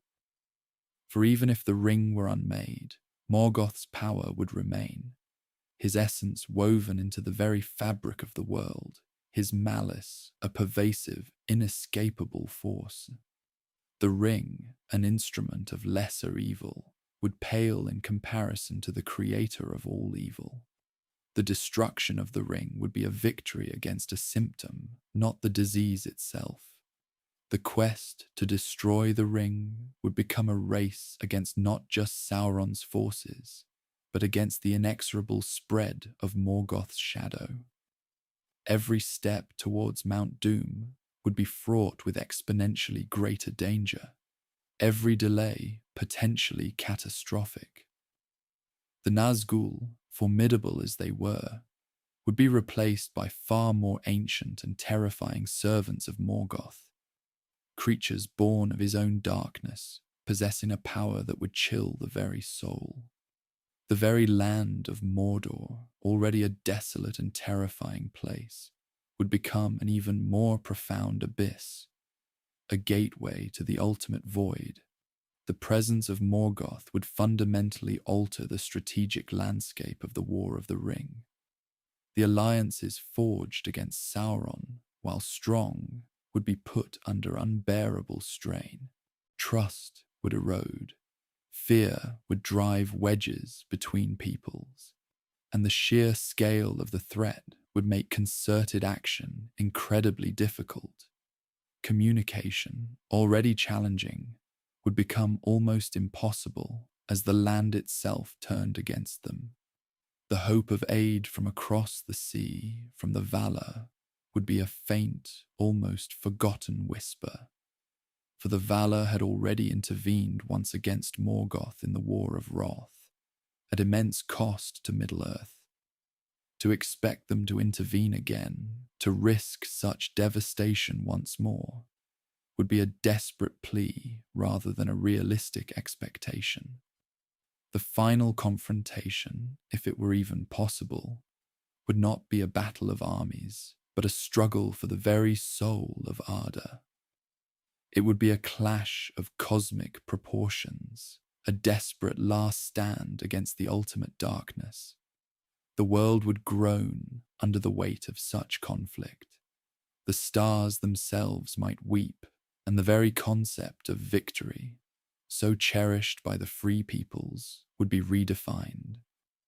Perhaps survival, a mere glimmer of continued existence, would be the only hope, a desperate clinging to life in a world consumed by an eternal night. The memory of what was, of a world filled with light and beauty, would become a precious, fading dream, held onto by those who refused to let the darkness claim everything. The will to fight, already stretched thin, would be tested in ways no mortal, elf, or dwarf could ever truly endure, becoming a testament not to success, but to an unyielding, tragic defiance against the inevitable. The very air would grow heavy, not with the smoke of war, but with a palpable dread, a lingering chill that would seep into the bones and into the spirit. The sun itself would seem dimmer, its light struggling to pierce the oppressive gloom that Morgoth's presence would cast over the world. Plants would wither, animals would flee or turn feral, driven mad by the pervasive malice. The gentle flow of rivers might slow, their waters growing sluggish and cold, reflecting a sky that is perpetually overcast, even in the brightest summer days. Consider the hobbits, those peaceful folk of the Shire, tucked away in their green and pleasant lands. Their initial concerns, the comings and goings of strange folk, the whispers of trouble from the east, would be utterly dwarfed by the return of such an ancient evil. The notion of a simple journey to the prancing pony would become a perilous expedition into an unknown, ever-darkening world. Even the borders of the Shire, once protected by a veil of blissful ignorance and the diligent, if unseen, watch of the rangers, would become vulnerable. The girdle of Melian, which once shielded Doriath, was a powerful enchantment, but it was woven by a Vala and a Maya, and even it eventually fell. The Shire's defences, relying on mundane hedges and a general lack of interest from the wider world, would be utterly impotent against the forces Morgoth could unleash. The Black Riders, terrifying as they were merely Sauron's lieutenants. Morgoth would command sentient terrors of a far older, far more insidious kind.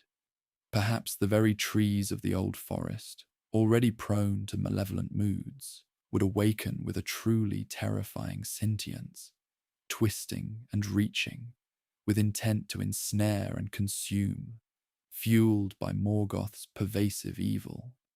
The Barrow Wights, those ancient spirits of forgotten kings, might find their power amplified, their cold embrace reaching further, drawing more souls into their timeless crypts.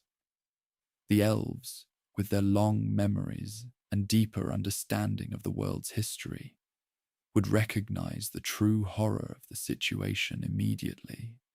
Their ancient songs and prophecies, once thought to speak of a distant past, would suddenly become terrifyingly relevant. The joy and light that characterized their havens, like Rivendell and Lothlorien, would be slowly extinguished. The beauty of their craftsmanship, the intricate patterns of their silver and gems, would seem a fragile defiance against an encroaching night. Elrond, with his wisdom spanning millennia, would likely despair, knowing the sheer scale of the power they faced. Galadriel, though mighty, drew her strength from the light of Valinor, a light that Morgoth had always sought to corrupt or destroy. Her protective arts, while formidable against Sauron, might be overwhelmed by the primal, shaping darkness of his master. The elves' desire to depart Middle-earth, already a strong current in their hearts, would become an undeniable tide, a desperate flight from a world being irrevocably consumed.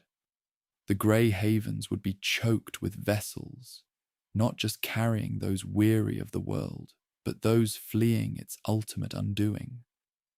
The dwarves, with their deep-rooted stubbornness and love for stone, would initially try to retreat into their mountain halls, believing the rock itself could offer protection. But Morgoth's power was not merely physical.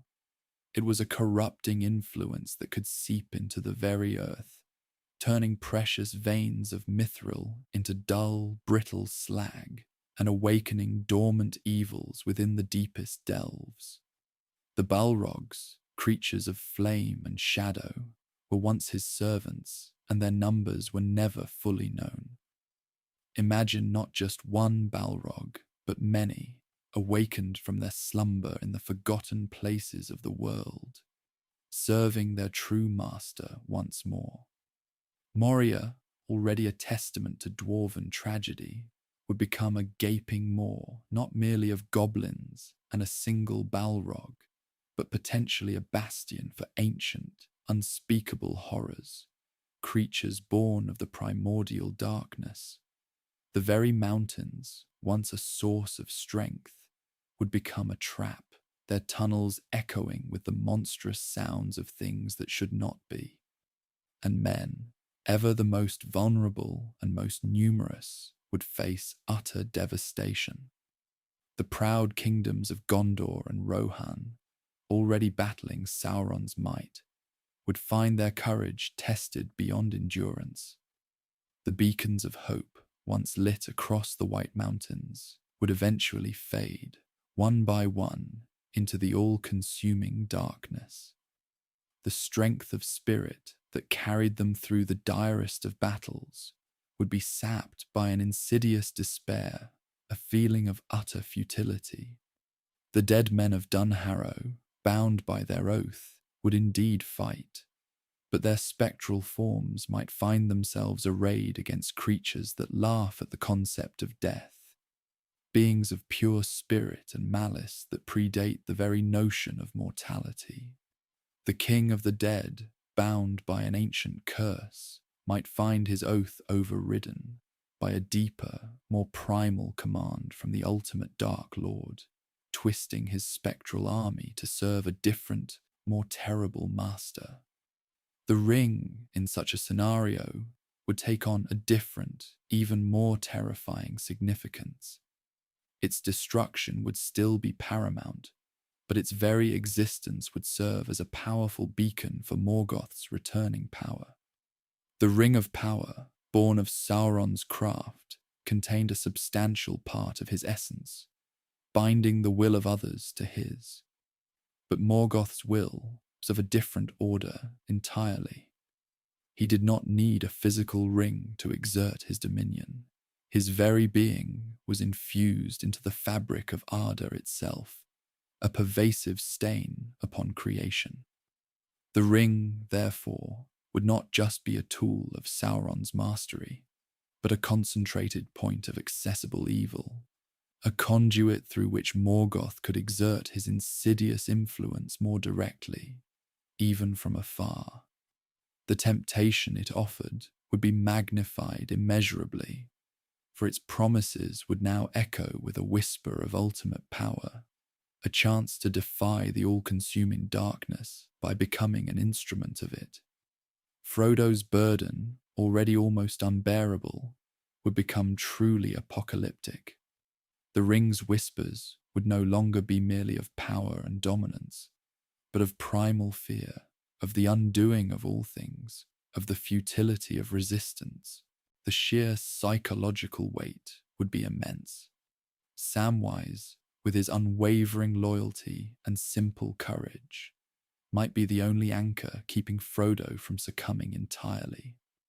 But even Sam's spirit, strong as it was, would be tested to its absolute limit against such a pervasive, fundamental evil.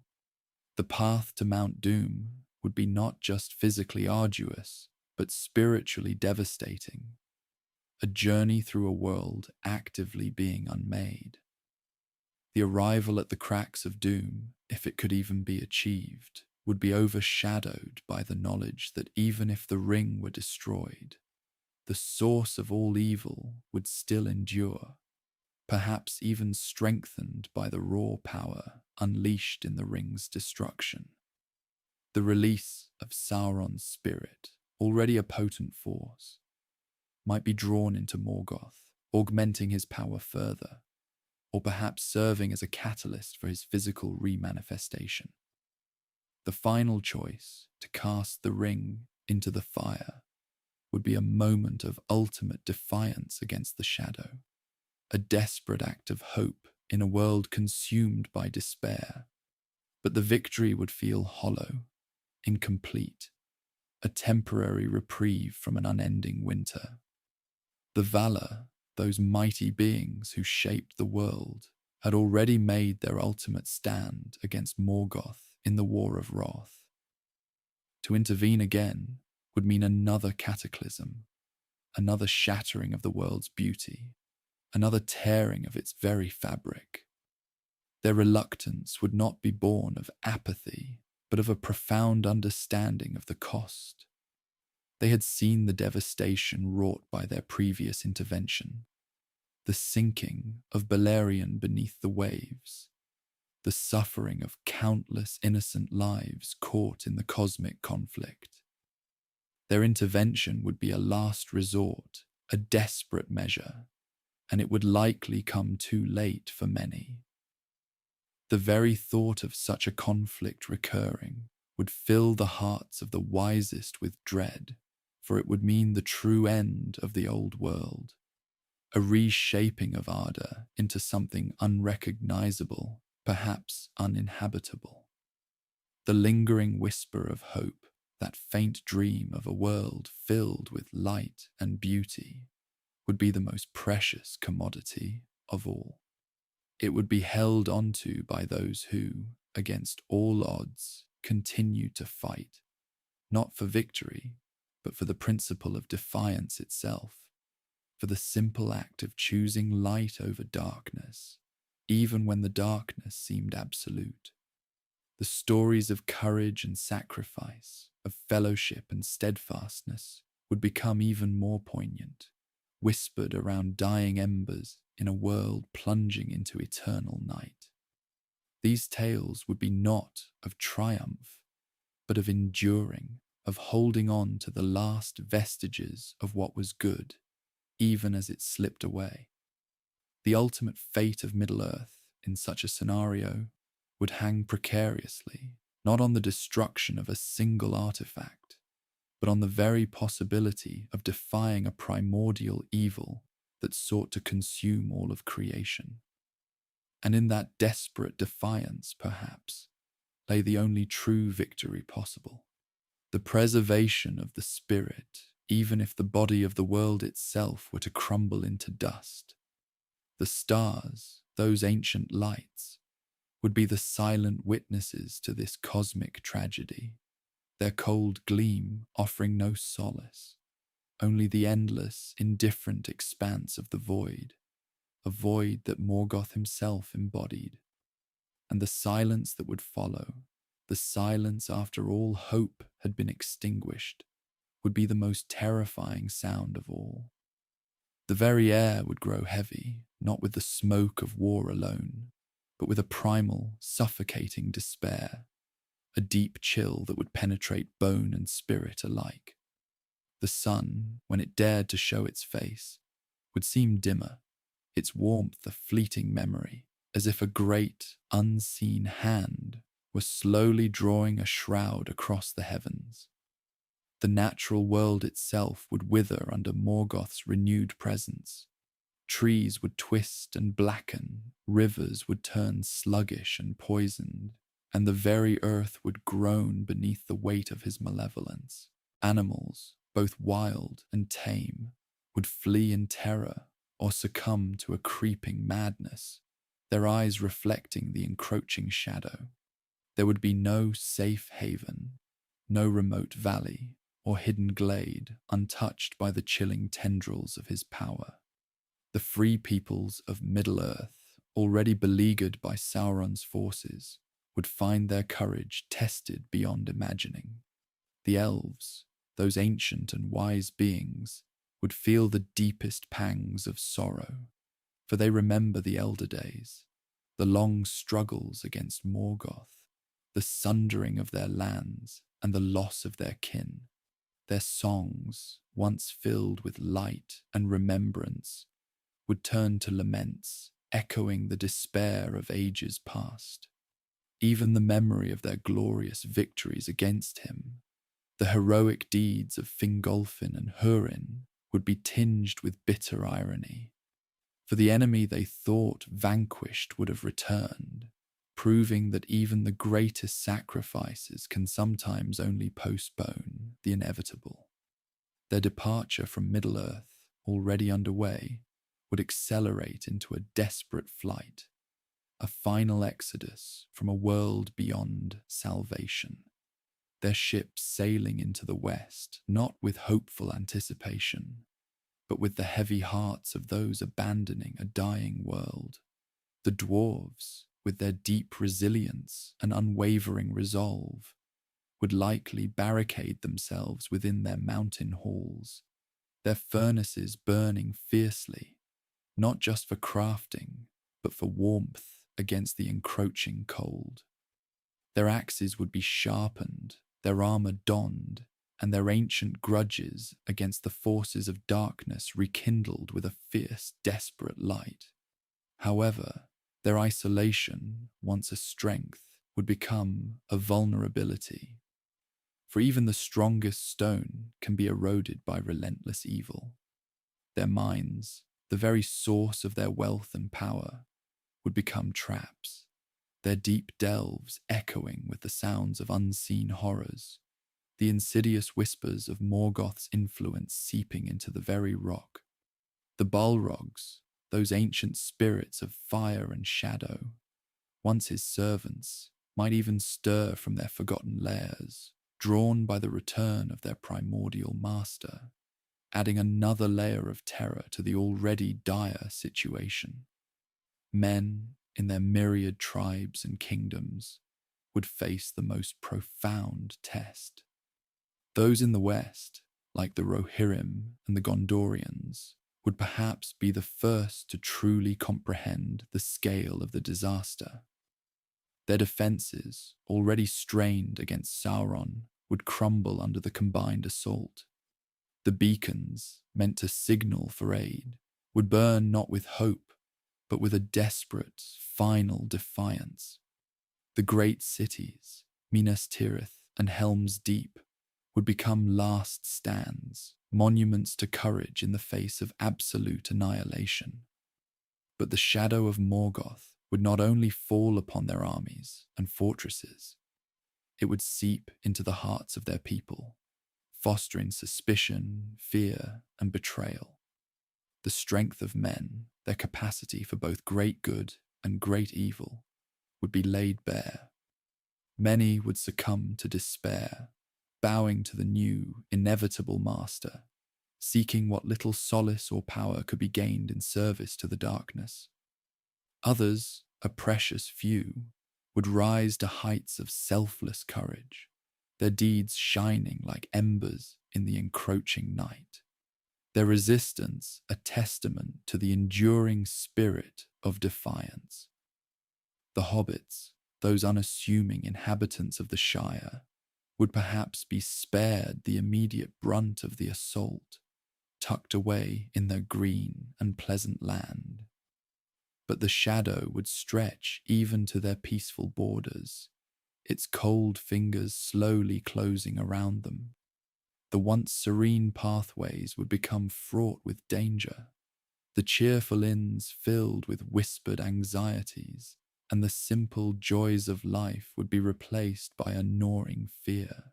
Their courage, often underestimated, would manifest not in grand battles, but in quiet acts of resistance, in the preservation of their simple way of life, in the continued cultivation of their gardens and the sharing of their meager meals, a defiant assertion of normalcy against the encroaching chaos. Their very existence, their enduring innocence, would be a small, flickering flame. In a world given over to darkness, a subtle yet powerful act of rebellion against the all-consuming evil. The Nazgûl, Sauron's fell servants, would find a new and terrifying master, their allegiance shifting effortlessly to the greater power. Their screech, already a sound of profound dread, would deepen, becoming a chilling herald of the returning darkness. Their power would be magnified by Morgoth's presence, their shadowy forms becoming even more potent instruments of terror and despair. The orcs, those twisted mockeries of life, would revel in the absolute dominion of their true lord, their numbers swelling, their cruelty unchecked, their minds filled with the primal joy of destruction. The Uruk-hai, Sauron's creations, would perhaps find themselves in conflict with the more ancient breeds of orcs, a petty squabble for dominance amidst the grander scheme of annihilation. Or perhaps they would unite under the ultimate banner of fear. The very concept of a war of the ring would become almost secondary, dwarfed by the cosmic struggle against Morgoth. The ring, that potent artifact of Sauron's will, would still hold its insidious power, but its significance would diminish in the face of a power that predated and surpassed it. Morgoth, the original Dark Lord, would have no need of such a trinket to bend the world to his will, for his essence was intertwined with Arda itself. The destruction of the ring, while still a vital act of defiance against Sauron, would not defeat Morgoth. It would merely remove one of his generals, a powerful minion, but not the ultimate source of the darkness. The quest to destroy the ring would become a desperate, almost futile gesture in a world already lost, a small hope clinging to the edge of oblivion. The choices of individuals would hold immense weight, not in determining victory, but in preserving the very essence of what it means to be free. Aragorn, the heir of Isildur, would face a burden far heavier than any king before him. His claim to the throne, his efforts to unite the realms of men, would be rendered almost meaningless in the face of such overwhelming power. His leadership would transform from one of reclaiming a kingdom to one of leading a desperate, last stand, a beacon of courage in a world that had forgotten hope. Gandalf, that ancient spirit of wisdom and fire, would find his immense powers strained to their limits, his encouragement and guidance becoming even more vital. Even as the possibility of success dwindled to a single, fragile thread. His battles would be not just against physical foes, but against the insidious despair that threatened to consume all. The very landscape of Middle-earth would be transformed, not gradually, but with a terrifying swiftness. The green fields would be scorched, the forests blighted, the mountains scarred, as if the land itself were weeping tears of agony. The air would grow cold and thin, echoing the void from which Morgoth drew his power. The stars, those distant, indifferent observers, would shine down upon a world consumed by an eternal twilight, a perpetual gloom that would settle upon all things, a physical manifestation of the despair that had gripped the hearts of all living beings. The lingering whisper of hope, that faint dream of a world filled with light and beauty, would be the most precious commodity of all. It would be held onto by those who, against all odds, continued to fight, not for victory, but for the principle of defiance itself, for the simple act of choosing light over darkness, even when the darkness seemed absolute. The stories of courage and sacrifice, of fellowship and steadfastness, would become even more poignant, whispered around dying embers in a world plunging into eternal night. These tales would be not of triumph, but of enduring, of holding on to the last vestiges of what was good, even as it slipped away. The ultimate fate of Middle-earth in such a scenario would hang precariously, not on the destruction of a single artifact, but on the very possibility of defying a primordial evil that sought to consume all of creation. And in that desperate defiance, perhaps, lay the only true victory possible. The preservation of the spirit, even if the body of the world itself were to crumble into dust.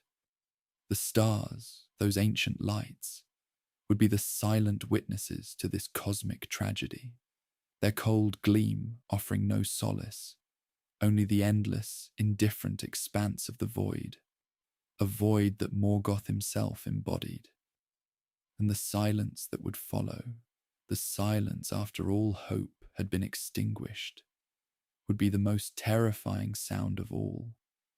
A silence broken only by the distant, chilling laughter of the Dark Lord, echoing across a desolate, broken world. The memory of the sun, of warmth, of laughter, would fade into myth, whispered only by the very old, a wistful dream of a time that could never be again. And the very fabric of existence, the balance between light and shadow, would be irrevocably tilted, perhaps forever lost. The world would become a barren stage for his endless cold dominion, a monument to a terrible, unceasing will. The very essence of being, that spark of life that animated all things, would slowly, inexorably, be drawn into his ever-hungry maw, leaving behind only husks and shadows. The beauty of Arda, once so vibrant and full of song, would be reduced to a monochrome landscape, a canvas painted in shades of grey and black, reflecting the emptiness within his own being. The rivers would run black with ash, the mountains would crumble to dust, and the very air would become thick with the stench of decay. It would be a world devoid of joy, of love, of hope, a world where the only emotion permitted would be fear, a constant, gnawing dread that would permeate every living soul. Even the trees, those ancient sentinels of wisdom, would bow their withered branches in despair, their leaves falling like tears upon the parched earth. And the silence, that profound and oppressive silence, would be broken only by the mournful wind, whispering tales of a forgotten past, a past where light once danced and laughter echoed through the glades.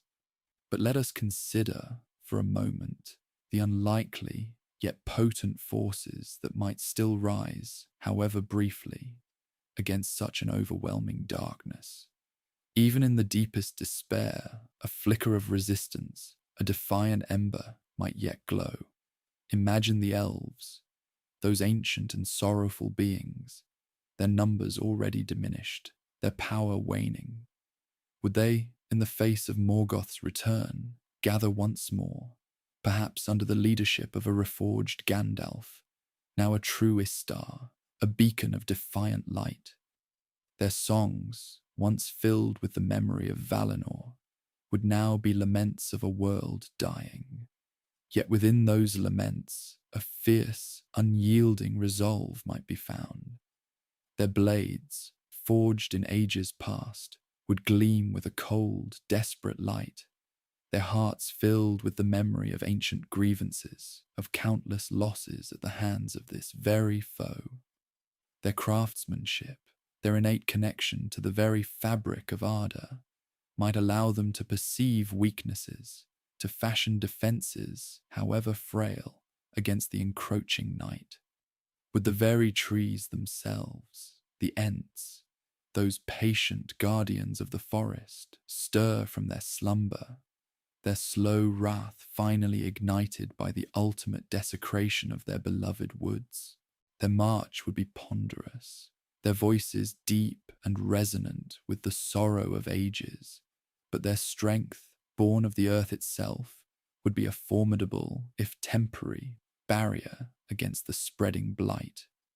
And what of men, those fleeting yet tenacious creatures, so prone to both weakness and incredible courage?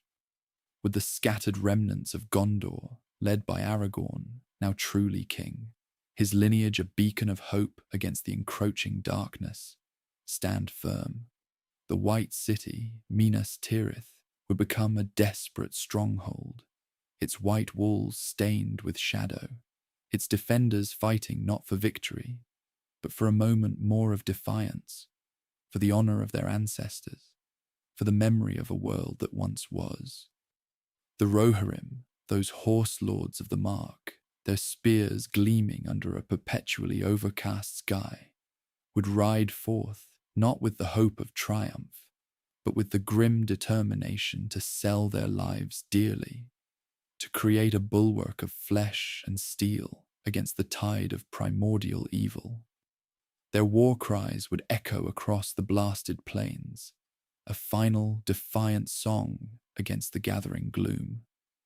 And among them, perhaps even in the darkest corners, individuals would rise, ordinary folk driven by an extraordinary will, by love, by a fierce protection of those they held dear.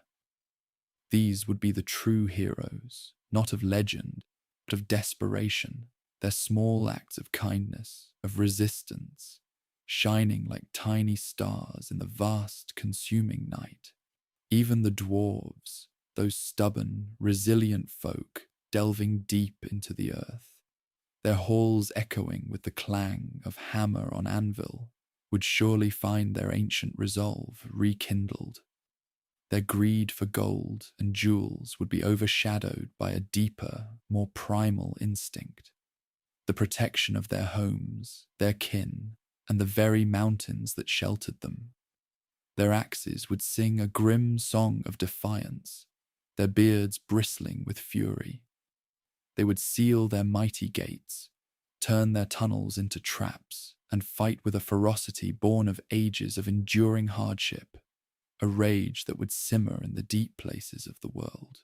Erebor, the lonely mountain, would become a fortress of last resort, its deep halls echoing with the clatter of steel and the roar of battle, a final sanctuary against the cold dominion of Morgoth.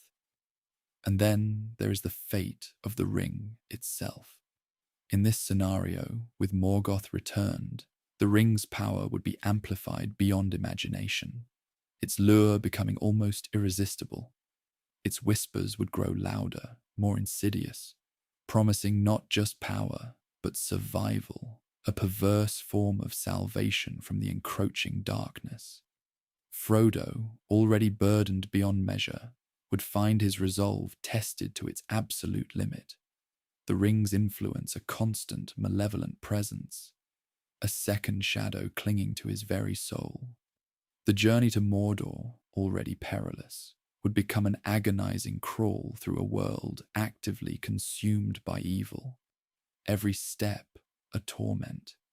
The Eye of Sauron, that embodiment of vigilance, would now be merely a reflection of a greater, more terrible will, a subsidiary gaze beneath the all-seeing, hateful eyes of Morgoth himself.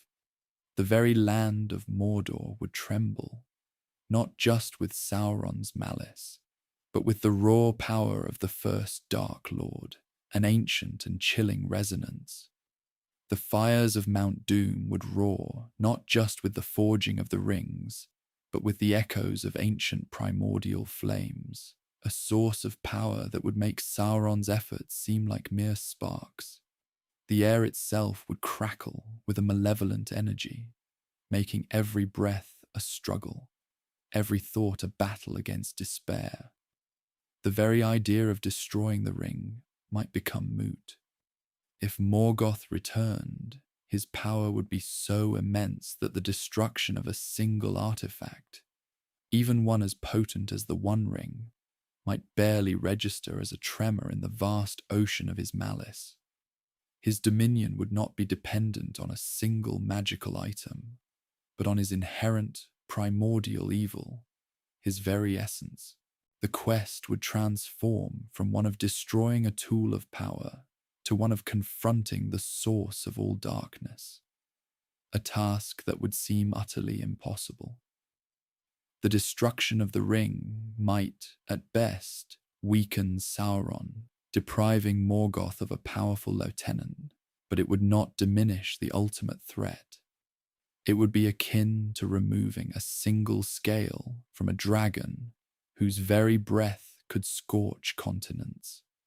The final confrontation, if it were to occur, would not be against a mere servant, but against the very force that first marred the world, the essence of discord and corruption. And what of the Valar, those ancient guardians of Arda? Would they, in the face of Morgoth's return, finally break their silent vigil? Their non-intervention policy, born of the bitter lessons of the First Age, would be tested to its absolute limits. To witness their creation, their beloved Arda, being slowly and thoroughly consumed by the very evil they once imprisoned, would be an unbearable burden. Would Manwë, the king of Arda, finally send forth his eagles, not just as messengers, but as harbingers of a greater intervention? Would the powers of Valinor finally be unleashed? A desperate, last-ditch effort to save a world on the brink of absolute annihilation.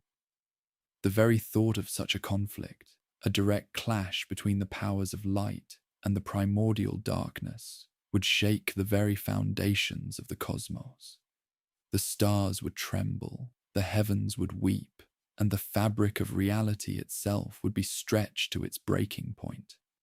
It would be a battle of cosmic proportions, a reenactment of the ancient conflicts from the dawn of time, but this time with the fate of all creation hanging in the balance.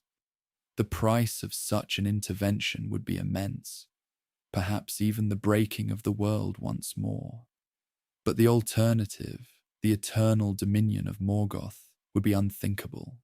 The long defeat, a concept so central to Elvish philosophy, would become a stark, terrifying reality, a slow, inevitable slide into an endless night. Yet, even in that long defeat, there would be moments, brief and fleeting, of profound beauty, of desperate courage, of unwavering love. A song sung in defiance of the darkness, a hand held in comfort amidst the despair, a sacrifice made for a fleeting hope of a better tomorrow. These small acts, these tiny sparks of light, would be the true testament to the enduring spirit of life, a spirit that even Morgoth, in all his boundless malice, could never truly extinguish. He could corrupt, he could destroy, he could dominate, but he could never truly erase the fundamental goodness, the inherent desire for light that resided in the hearts of those who chose to defy him. And in that defiance, however futile it might seem, lay the ultimate triumph, not of victory, but of simply being, of choosing to exist in the face of oblivion. The very idea of a happily ever after would be a cruel mockery, a distant dream from a forgotten age. The world would be forever scarred, forever changed, a testament to the enduring power of evil, but also to the enduring spirit of resistance. The stories told would be not of glorious triumphs, but of quiet endurance, of small acts of rebellion, of the preservation of memory in the face of overwhelming despair. The very act of remembering, of holding on to the tales of light and beauty, would become an act of defiance in itself. The world would become a place of whispers and shadows, a vast echoing monument to what once was and what could have been, and the long, slow crawl towards whatever fate awaited them would be filled with the weight of untold sorrow. A heavy silence broken only by the mournful sighs of the wind across a broken land. The very air would carry the dust of fallen kingdoms, the echoes of forgotten songs, and the chilling presence of an ancient, unyielding malice. The stars themselves, once a source of comfort and guidance, would seem to dim, their distant light struggling to pierce the pervasive gloom that would settle over Middle-earth. The moon, a loyal sentinel through countless ages, might appear as a fractured, ghostly orb, its luminescence tainted by the shadow of Angband. Even the sun, that fiery heart of the day, would feel less vibrant, its warmth a fleeting memory against the encroaching cold. The very fabric of reality would feel stretched and thin, as if the world itself were groaning under the immense pressure of such a malevolent presence. The trees, ancient and wise, would begin to wither, their leaves turning to brittle dust, their roots losing their grip on the blighted earth. The rivers, once vibrant arteries of life, would slow to a sluggish crawl, their waters turning murky and stagnant, reflecting the despair that permeated every corner of the land. The peoples of Middle-earth, already weary from the long centuries of struggle against Sauron, would find their spirits further crushed by the reappearance of his true master. The memory of Morgoth, though faded by time, still held a primordial terror, a deep-seated dread that resonated in the very bones of elves, men, and dwarves alike. It was a fear that transcended mere physical threat. It was a fear of utter annihilation, of the very essence of their being consumed and twisted. The elves, with their long memories, would recall the devastations of the First Age, the ruin of Beleriand, the endless sieges, the unceasing horror of Morgoth's might. Their wisdom would offer little comfort, for they would know, perhaps better than any, the true scale of the darkness that had returned. Their songs would grow mournful, their laughter infrequent, and their eyes, once bright with the light of Valinor, would carry a profound sadness, a resignation to a fate they had long foreseen but hoped to avoid. For men, the shock would be even more profound. Their lives were brief, their knowledge of ancient evils often limited to fragmented legends and cautionary tales. To face such a primal force, one that dwarfed even the most tyrannical of their kings, would be to confront a power beyond their comprehension. Their courage, which had burned so brightly against the forces of Sauron, might falter, replaced by a paralyzing despair. Many would flee, seeking refuge in the remotest corners of the world, only to find that Morgoth's shadow stretched even there. Others might fall into cults of worship, seeking to appease the Dark Lord, believing that servitude was their only hope of survival. The bonds of kinship and community, which had been so vital in their resistance against Sauron, would fray under the relentless pressure of such an overwhelming evil. Trust would become a precious commodity, and betrayal a constant threat, as fear gnawed at the hearts of even the bravest. The dwarves, stubborn and resilient, might find their resolve tested to its limits. Their subterranean strongholds, once thought impregnable, would feel less secure as the earth itself seemed to groan under the weight of Morgoth's return.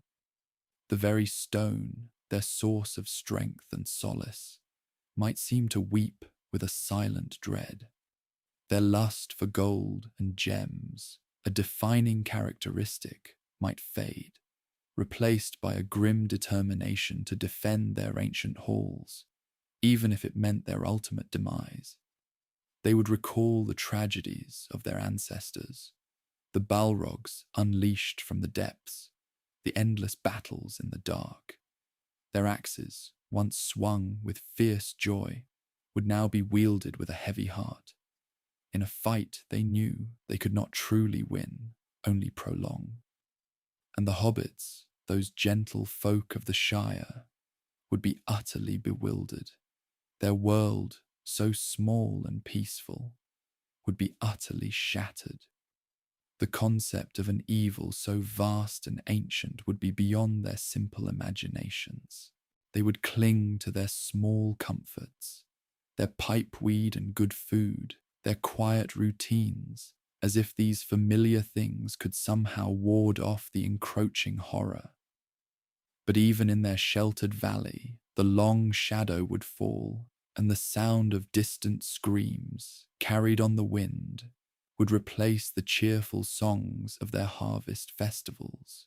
They would be forced to confront a reality that was utterly alien to their nature, a world where even the simple act of living was a profound act of defiance. The conflict itself would transform, No longer would it be a war of strategy and maneuver, of armies clashing on open fields. It would become a war of attrition, a slow, grinding struggle for survival against an enemy that embodied the very concept of cosmic evil. Morgoth, unlike Sauron, sought not merely dominion, but the very perversion of creation. He wished to twist and corrupt, to make all that was beautiful hideous, all that was good evil. His armies would be more terrifying, perhaps, than even Sauron's, for they would be infused with a greater malice, a deeper hatred for all life. Balrogs, once rare and terrifying apparitions, might become a more common sight, their fiery whips cracking across the blighted landscapes. Greater dragons, ancient and terrible, might again take to the skies, their shadows casting a pall of fear over entire regions. The very ground would tremble with the endless marches of his orc hordes, their numbers seemingly inexhaustible, their savagery unrestrained. The ring, that central artifact of the War of the Ring, would become almost secondary in significance. Its power, so potent against Sauron, would be but a flicker against the primordial might of Morgoth. Indeed, Morgoth might well twist its influence, turning its temptations into instruments of even greater despair. The idea of destroying it in Mount Doom would feel almost quaint. A small gesture against a foe that could rend mountains asunder with a thought. The focus would shift from the destruction of an artifact to the sheer, desperate struggle for existence itself. The remaining free peoples would be forced to make impossible choices. Alliances would be forged out of desperation between races that had long held grudges against each other. Men, elves, and dwarves would fight side by side, not for victory, but for the chance to endure for another day, another hour. The Rohirrim, those valiant riders, would find their steeds battling horrors they could scarcely comprehend, their courage fueled by a desperate love for their lands and their people. Gondor, the last bastion of men in the West, would endure endless sieges, its white walls stained with the blood of countless defenders. Its light, however faint, would serve as a beacon of defiance against the encroaching darkness.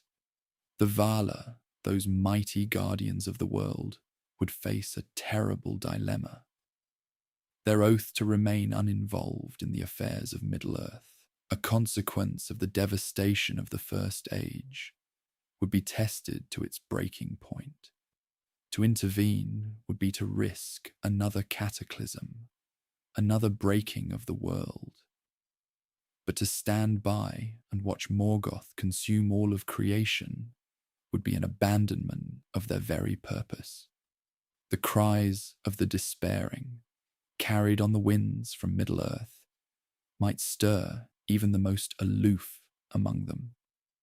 The debate in the halls of Ilúvatar would be a somber one, filled with the weight of ages and the gravitas of cosmic responsibility. Would Manwë, the king of the Valar, once again send his eagles to aid the beleaguered forces of good? Would Vada, the Star Queen, lend her light to pierce the deepening gloom? Or would they allow the children of Ilúvatar to face their ultimate trial alone? A testament to their free will, however devastating the outcome. The very air would hum with the unspoken question of their intervention. Hope, a fragile thing, would cling to the possibility of their return, like a dandelion seed caught in a raging storm. Yet the memory of their past interventions and the immense cost would temper that hope with a chilling realism. The world would become a place of constant vigilance, of hushed prayers, and of the ever-present shadow of a malevolent will. The joy of simple things, a warm fire, a shared meal, A child's laughter would become acts of profound resistance, small flames against an overwhelming tide of darkness. The ultimate fate of Middle-earth, and indeed of all creation, would hang precariously in the balance, a cosmic drama playing out on a stage slowly being consumed by shadow. And in that shadow, the echoes of a broken melody, the song of Ainulindala, would be heard once more, twisted and discordant, a testament to the enduring power of discord in the heart of creation. The whispers of that discordant song would carry on the wind, finding purchase in the minds of those already burdened by fear, sowing doubt and despair where courage once stood. The very ground would seem to tremble, not just from the marching of armies, but from the suppressed malevolence radiating from Angband, or wherever Morgoth chose to make his dreadful seat. Perhaps he would not rebuild the dark fortresses of old, but instead, with the cunning granted by ages of experience and malice, would choose a more insidious approach, slow creeping corruption that would turn friend against friend and hope into ash. Consider the hobbits, those steadfast, unassuming folk of the Shire.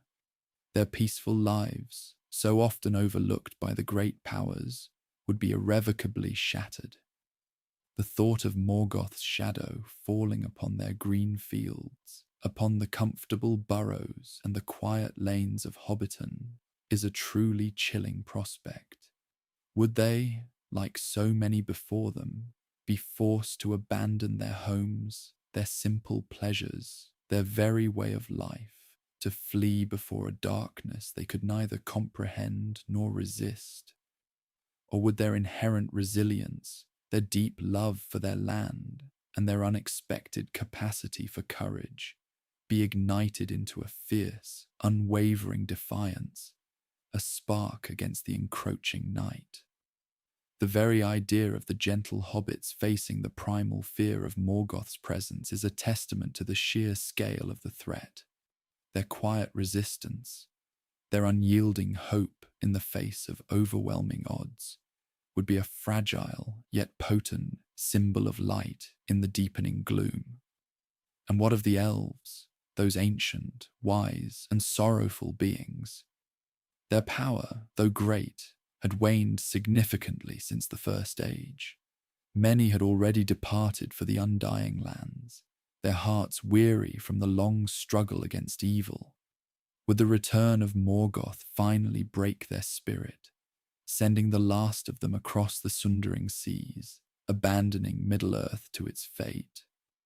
Or would this ultimate challenge, this echo of their ancient foe, reignite a forgotten fire within them, stirring the memory of their glorious past and the battles fought alongside men and dwarves against the very same darkness? Elrond, with his profound wisdom and his long memory, would be haunted by the spectre of past defeats, yet driven by an unyielding sense of duty to protect what little beauty remained.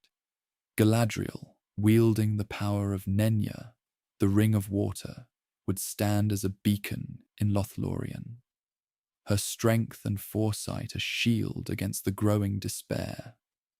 The songs of the elves, once filled with beauty and sorrow, would now carry an even deeper note of melancholy, a lament for a world that seemed destined to fall into an eternal winter. Their magical realms, once havens of peace, would become fortified strongholds, their borders watched by vigilant eyes, their ancient spells woven tighter against the encroaching shadow. The dwarves, those stout and hardy folk, masters of stone and forge, would face a similar yet distinct challenge. Their deep halls, carved beneath the mountains, had ever been a refuge from surface wars, but Morgoth's power extended even to the very core of the earth, stirring ancient evils, awakening forgotten horrors within the deep places of the world. Balrogs, The fiery demons that served Morgoth in the First Age would be a terrifying possibility, their reawakening a chilling prospect. The dwarves, with their unyielding determination and their formidable craftsmanship, would fortify their mountain kingdoms, their axes gleaming, their hammers ringing with a defiant clang. Their vast wealth, their mastery of metal and stone, would be turned entirely to the grim realities of war. The very mountains themselves would become their allies, their intricate tunnels and deep mines a labyrinth of defense. Yet even their mighty halls might not be impregnable against a foe of such ancient and terrible power, a foe who understood the very fabric of the earth and could bend it to his malevolent will. The memory of the sack of Khazad-dûm by Durin's Bane would be a stark reminder of the vulnerability of even the greatest dwarven strongholds. And what of the rings of power, those potent artifacts that played such a central role in the War of the Ring? Morgoth, though not their creator, understood the nature of power and corruption better than any. His return would undoubtedly escalate the desperate quest for the One Ring, turning it into a frantic, desperate race against time. Sauron, his former lieutenant, would be faced with a terrifying dilemma. Would he, out of sheer terror and ingrained loyalty, once again bow before his master, offering the One Ring as a tribute? Or would his own ambition, his long-held desire for dominion, lead him to a desperate struggle against Morgoth himself, an unthinkable war within the very heart of darkness? The thought of Sauron, the Dark Lord, trembling before a greater evil, is a measure of Morgoth's immense power. The fate of the One Ring, the key to Sauron's power and the ultimate weapon of control, would become even more pivotal, its destruction absolutely paramount. The destruction of the ring at Mount Doom, already a quest of seemingly insurmountable difficulty, would become an almost impossible undertaking. The path to Mordor, already fraught with danger, would be besieged by a darkness far more profound, far more ancient than even Sauron could conjure. The very air would be thick with unseen malevolence, the land itself twisted by the returning shadow. Frodo and Sam, already carrying an unbearable burden, would face trials that would break the strongest of wills. Their journey would become a desperate race against not just Sauron's forces, but against the very essence of primeval evil. Even the slightest hint of Morgoth's presence would magnify the ring's corrupting influence, twisting Frodo's mind with greater intensity, making the ultimate sacrifice even more harrowing. The alliances forged in the War of the Ring, already fragile and strained, would be tested to their absolute limits. Men, elves, and dwarves, often at odds with one another, would be forced to unite or perish. But could such unity hold against a foe who specialized in sowing discord, in exploiting weaknesses, in turning hope into despair? The common enemy would be so overwhelming that petty squabbles and ancient grievances might seem insignificant, yet the inherent mistrust and differing priorities could still prove to be fatal fissures in their desperate defense. The very landscape of Middle-earth would bear the scars of Morgoth's return. The sky would be perpetually overcast, a leaden dome pressing down upon the earth. The fertile lands would wither, the rivers would run black, and the very air would carry the stench of decay and fear. The forests would become twisted and gnarled, their ancient trees bowing under the weight of an unnatural blight, whispering secrets of despair to those who dared to enter. The wild creatures, those that did not flee or succumb to the spreading corruption, would become feral and dangerous, their instincts driven by a primal terror. The songs and legends of old, those tales of courage and sacrifice, would take on a new, grim significance. The stories of Beren and Luthien, of Turin Turambar, of the fall of Gondolin, would no longer be ancient history, but chilling prophecies. Reminders of the immense cost of fighting against such an ancient evil. They would serve as both an inspiration to fight on and a stark warning of the overwhelming power they faced. The bards, if any remained, would sing not of triumph, but of enduring defiance, of the small, flickering lights that refused to be extinguished in the overwhelming darkness. The hope, however faint, would lie in the unyielding spirit of the free peoples, in their capacity for love, for compassion, for self-sacrifice. It would lie in the unexpected courage of a hobbit, the unwavering loyalty of a companion, the quiet wisdom of an elf, the steadfastness of a dwarf, and the valiant heart of a man.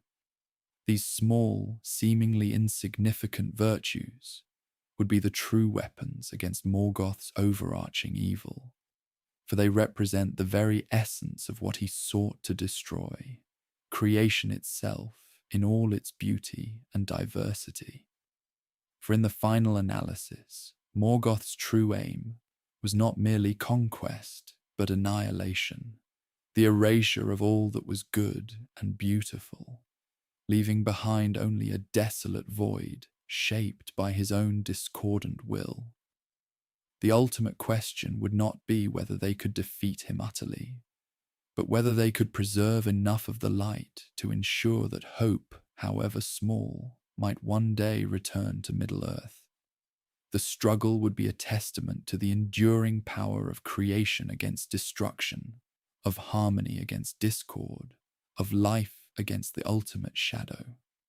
And in that epic, desperate struggle, the very soul of Middle-earth, and perhaps of all existence, would be forged anew or utterly consumed.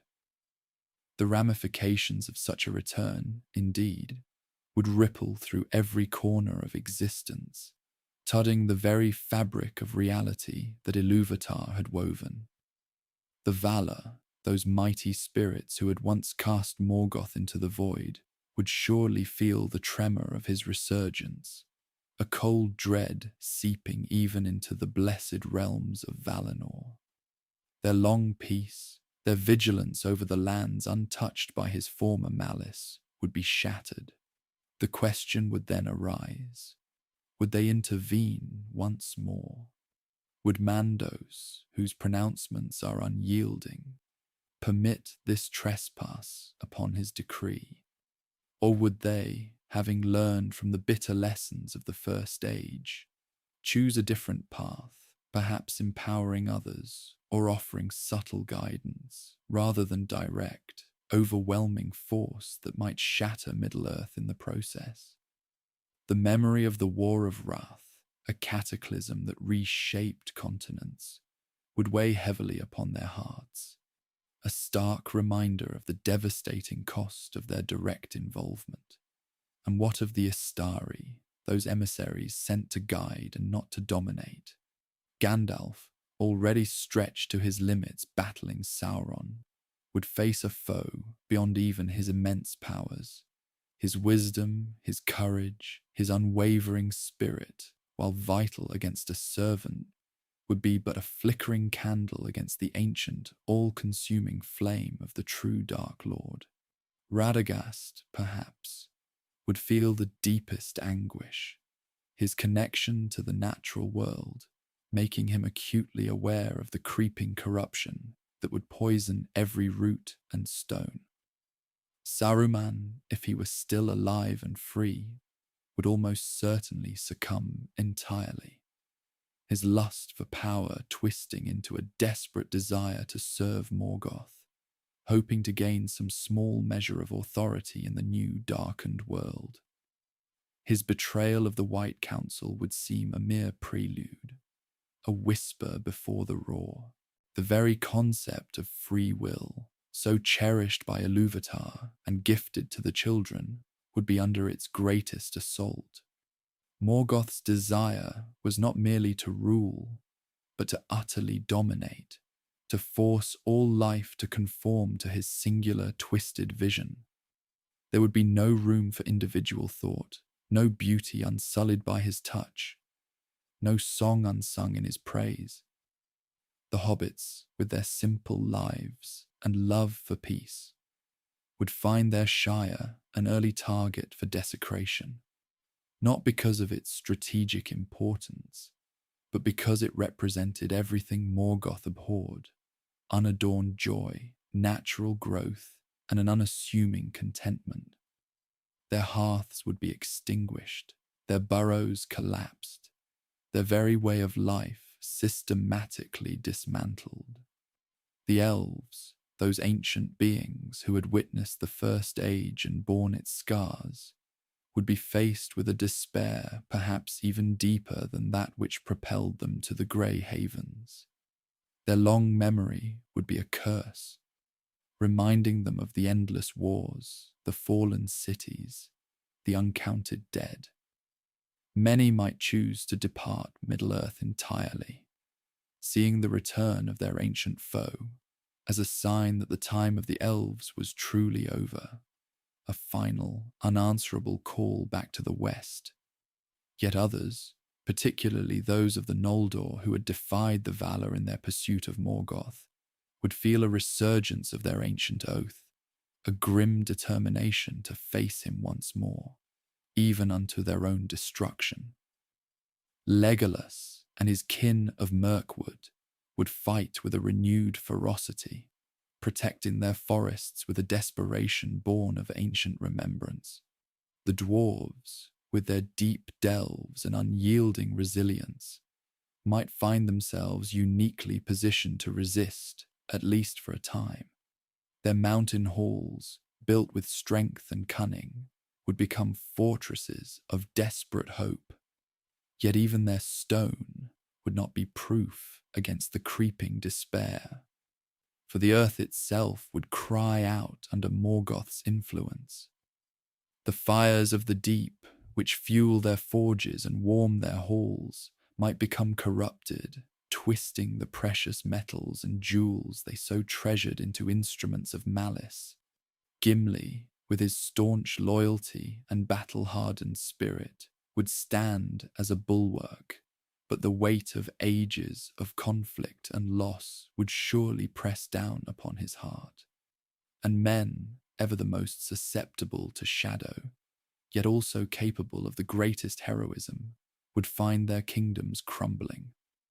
Gondor, the last bastion of Númenórean pride, would face a foe that made Sauron seem but a child playing at tyranny. The White Tree, symbol of their enduring hope, would surely wither and die under Morgoth's gaze, its blossoms falling like tears upon a blighted land. Rohan, with its horse lords and open plains, would have little defense against the vast industrialized armies Morgoth would undoubtedly raise, creatures of iron and shadow blotting out the sun. Aragorn, the rightful king, would have to unite a broken people against an enemy that defied all mortal comprehension, an enemy whose very presence brought forth a primordial terror. His leadership, his kingly charisma, would be tested to its absolute breaking point and beyond. The Nazgûl, those 9 ring wraiths, would be reduced to mere shadows of shadows, their power utterly subsumed by their master's return. They would become instruments of terror, yes, but their individual wills, already warped by Sauron, would be completely extinguished, their existence utterly defined by Morgoth's command. Sauron himself, if he had retained any part of his being after the loss of the One Ring, would be forced to kneel, to serve his original master once more, his own ambitions utterly crushed. The hierarchy of evil would be re-established, with Morgoth at its undisputed, terrifying apex. The very landscape of Middle-earth would transform, not in subtle ways, but dramatically and violently. The misty mountains might groan and split, revealing new chasms from which untold horrors would emerge. The great rivers, the Anduin and the Bruinen, might swell with black floodwaters, or dry to dusty beds, their life-giving currents choked by corruption. The plains would become barren wastes, the forests petrified, their leaves falling like dead memories. The very air would become heavy, thick with the unholy breath of Angband, carrying whispers of madness and despair on every breeze. The struggle would cease to be merely a war of armies and strategies. It would become a war for the very soul of existence, a cosmic battle between creation and uncreation. The notion of a struggle for Middle-earth would be too small, too localized. It would be a struggle for the song of Iluvatar itself, for the music that shaped the world. Every act of kindness, every moment of beauty, every whispered prayer would become an act of defiance, a small, fragile spark against an encroaching, all-consuming night. The outcome would be far from certain. The histories of the First Age suggest that Morgoth could not be defeated by the children alone. It required the might of the Valar, specifically Erendil and the host of the West, to ultimately cast him down. Without such intervention, the free peoples of Middle-earth, even united, would face an insurmountable foe. Their courage, their love, their sacrifice, these would be their only weapons against an enemy who knew no love, no mercy, only a boundless, destructive pride. And yet, even in the deepest despair, the lore tells us of prophecy. There is the Dagor Dagorath, the battle of battles, the prophesied end of days where Morgoth would break free from the outer dark, and the Valar, along with the children of Iluvatar, would face him in a final cataclysmic confrontation. If Morgoth were to return during the War of the Ring, it might be interpreted not as a deviation from this prophecy, but as its premature, horrific beginning. The War of the Ring would merely be the opening skirmish in a much grander, more terrifying struggle that would determine the ultimate fate of Arda itself. The stakes would be raised beyond imagination, from the fate of a world to the destiny of all creation. And in that terrifying, desperate dawn, the smallest acts of heroism, the most fleeting moments of hope, would shine with an unbearable, poignant beauty, for they would be the last echoes of a world struggling against oblivion. The very air, already heavy with the shadow of Sauron, would become an impenetrable shroud under Morgoth's return. The light, which had always been a source of comfort and guidance, would dim not just from the sun or moon, but from within the hearts of beings. The stars themselves might seem to recede, their ancient cold fires struggling to pierce the suffocating darkness. Imagine the psychological toll upon the peoples of Middle-earth. Sauron, for all his power and malice, was a distant, shadowy threat for many, a whisper in the wind, a looming storm cloud. Morgoth, however, was a name etched into the deepest fears of elven memory, a primal terror that transcended generations. His return would not merely be a new enemy, it would be the resurgence of the very concept of evil, a malevolence so profound it would strip away hope like leaves from a withered tree. The elves, those ancient and wise, would be among the first to truly comprehend the magnitude of this horror. Their long memories would replay the tales of the First Age, not as distant legends, but as a chilling premonition. They would remember the unceasing wars, the endless siege of Angband, the fall of their greatest kingdoms, the burning of their forests, the slaying of their kin. For them, Morgoth's return would be a direct reopening of old, festering wounds, a declaration that their long vigil, their steadfast resistance, had been for naught. Their resolve, though ancient and deep, would be tested to its very limits. Would they choose to abandon Middle-earth entirely, seeking the final refuge of the West? Or would their enduring love for the lands they had shaped and guarded compel them to face this ultimate darkness, even if it meant certain doom? The choice would be agonizing, a profound existential crisis for a people already dwindling and weary. The men of Middle-earth, with their shorter lifespans and more immediate concerns, would perhaps initially struggle to grasp the full terror of Morgoth. They would see a new, overwhelming enemy, a sorcerer king far more terrible than any they had known. But as his influence spread, as the land itself began to sicken, as the sun grew cold and the stars faded, they would come to understand. The legends their ancestors whispered of Angband and the great enemy would no longer be mere stories to frighten children. They would be a living, breathing nightmare. The courage of men, often born of a fierce love for their homes and their kin, would be pushed to its breaking point. Would they rally in a unified front, forging alliances born of desperation? Or would their inherent divisions, their petty squabbles and territorial disputes, be exacerbated by fear, leading to fragmentation and easy conquest? Consider the impact on the various races. The dwarves, with their deep delves and their enduring strength, might initially believe their mountain fortresses offered some protection. But Morgoth's malice was not confined to the surface.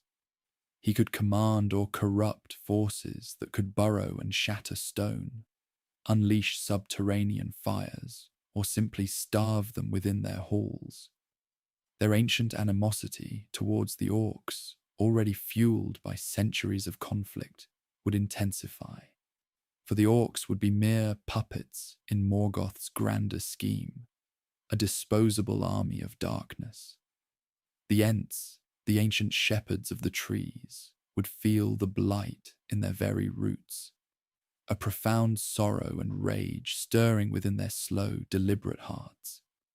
Their defense of the forests, already fierce against Sauron's defilers, would become a desperate, last stand against a force that sought to unmake all growing things. The creatures of darkness, the orcs, trolls, wargs, and other monstrous beings, would not merely serve Morgoth as they served Sauron. They would be infused with a new, terrifying purpose, a primal devotion to the master of all evil. Their numbers would swell beyond measure, their strength augmented by his ancient corrupting power. The Nazgûl, already terrifying agents of Sauron, would become even more formidable, their power perhaps even drawing directly from Morgoth, becoming truly unassailable wraiths, their screams echoing with the despair of the First Age. Balrogs, those ancient demons of fire and shadow, once his commanders in the First Age, would undoubtedly be loosed once more. Imagine the dread of facing not just one Balrog, as in Moria, but an army of them, their flaming whips and swords carving paths of destruction through the ranks of the free peoples. The very earth would tremble beneath their steps, and the skies would darken with their presence. The geography of Middle-earth would undergo a horrific transformation. The beauty of Lothlorien, the strength of Gondor, the quiet serenity of the Shire, all would be targets for Morgoth's wrath. He would seek to mar and defile, to twist and corrupt every corner of the world he hated. Rivers would run black, forests would wither, mountains would crumble, and even the very air would become poisonous. The global scale of his malice would dwarf anything Sauron could conjure. Sauron wished to dominate and control. Morgoth wished to utterly unmake, to plunge Arda back into the primordial chaos from which it sprang. The nature of hope itself would be fundamentally altered. Against Sauron, there was always the hope of destroying the ring, of cutting off the source of his power, of restoring a semblance of peace. Against Morgoth, such a clear path to victory would be absent. He was not bound to an artifact. His power was inherent, woven into the very fabric of his being. Defeating him would require an act of cosmic intervention, a power beyond the scope of mortals or even elves. The deeds of Frodo and Sam, so pivotal in the War of the Ring, would seem tragically small against such an enemy. The ring, though a potent evil, would be a mere trinket in the face of Morgoth's unfathomable might. Its destruction might weaken Sauron, but it would do little to stem the tide of the original Dark Lord. Indeed, the question of how Morgoth would even manifest would be crucial. Would he appear in his full, terrifying form? The Dark Lord of Utumno, an Angband, a being of immense power and malevolence? Or would he, having spent ages in the Outer Dark, be diminished, forced to rebuild his strength and influence through subtle corruption and manipulation, much as Sauron did? Even a diminished Morgoth, however, would be a force beyond anything Middle-earth had ever known in the Third Age. His presence alone would radiate despair and terror, an aura of malevolence so potent it could break the will of even the strongest hearts.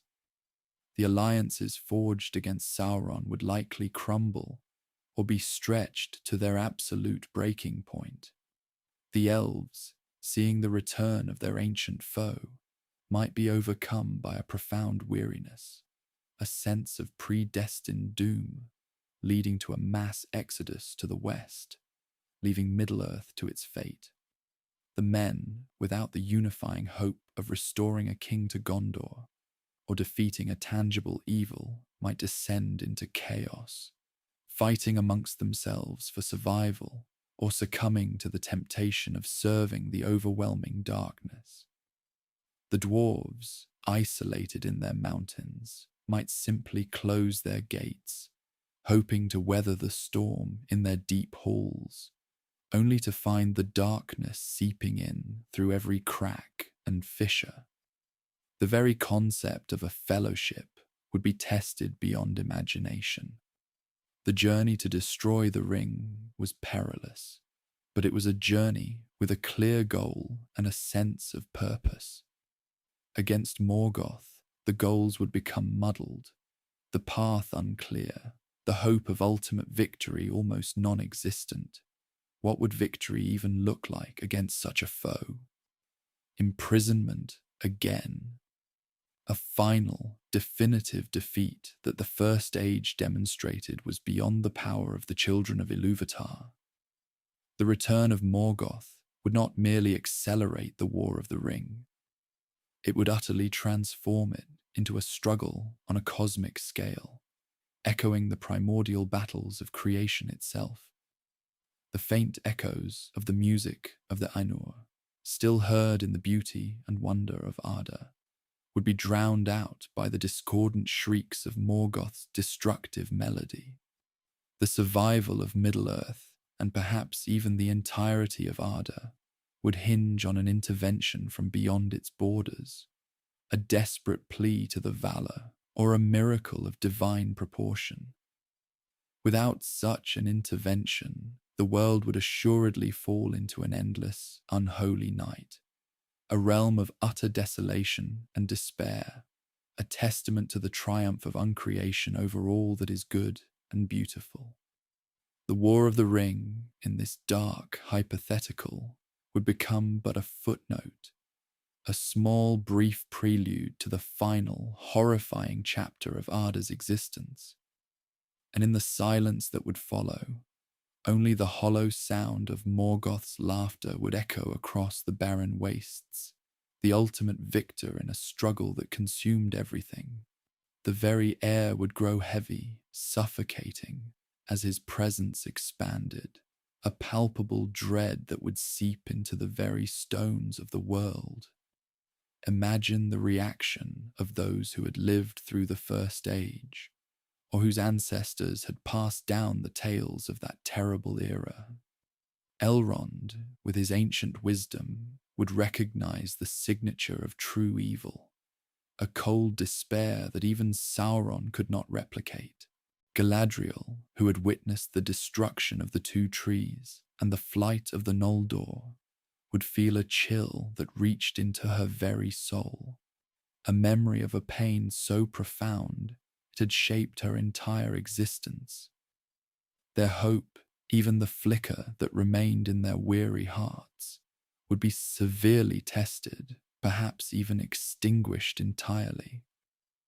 The elves, who knew the true history of Arda, understood the immensity of Morgoth's power, his connection to the very fabric of the world, his ability to corrupt and twist even the most noble of intentions. The free peoples of Middle-earth, accustomed to the more localized and tangible threat of Sauron and his armies, would be utterly unprepared for the psychological warfare that Morgoth waged. Sauron sought dominion, control, and order, albeit a dark and oppressive one. Morgoth, however, sought unmaking, a return to the void, a destruction of all that Ilúvatar had brought into being. His evil was not merely political or military, it was metaphysical. His return would not just bring armies and monsters, it would bring a spiritual plague, a shadow that would fall over the hearts of all living things, whispering doubts, fostering fear, and encouraging betrayal. The loyalties of even the most steadfast would waver under such an onslaught. Consider the hobbits, those peaceful, unassuming folk of the Shire. Their world, already shaken by the Black Riders and the looming threat of Mordor, would be utterly shattered. The gentle rolling hills, the comforting hearths, the simple joys of life, all would be menaced by a darkness far beyond their comprehension. Frodo, burdened by the ring, would find his task rendered almost moot. What was the destruction of one Dark Lord's instrument when the original Dark Lord himself walked the earth once more? The ring's power, already a corrupting influence, might even be amplified by Morgoth's proximity, its whispers growing louder, more insistent, more seductive, echoing the discord that Morgoth had woven into the music of the Aenir. The very allure of the ring might shift, becoming less about personal power and more about a desperate, futile attempt to oppose the ultimate evil, a temptation to use its power against Morgoth himself, an act that would surely lead to Frodo's complete subjugation. Samwise, with his unwavering loyalty and simple courage, would face a test of faith unlike any other.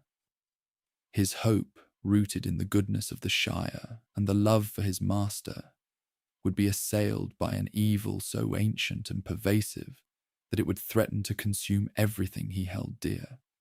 Yet it is in such dire circumstances that the true strength of the small and humble can sometimes shine brightest, a tiny flicker of defiance against an overwhelming night. Perhaps, like the tiny seeds that sprout through cracked rock, their simple goodness might endure, even if only as a silent, unyielding testament to the beauty that Morgoth sought to destroy.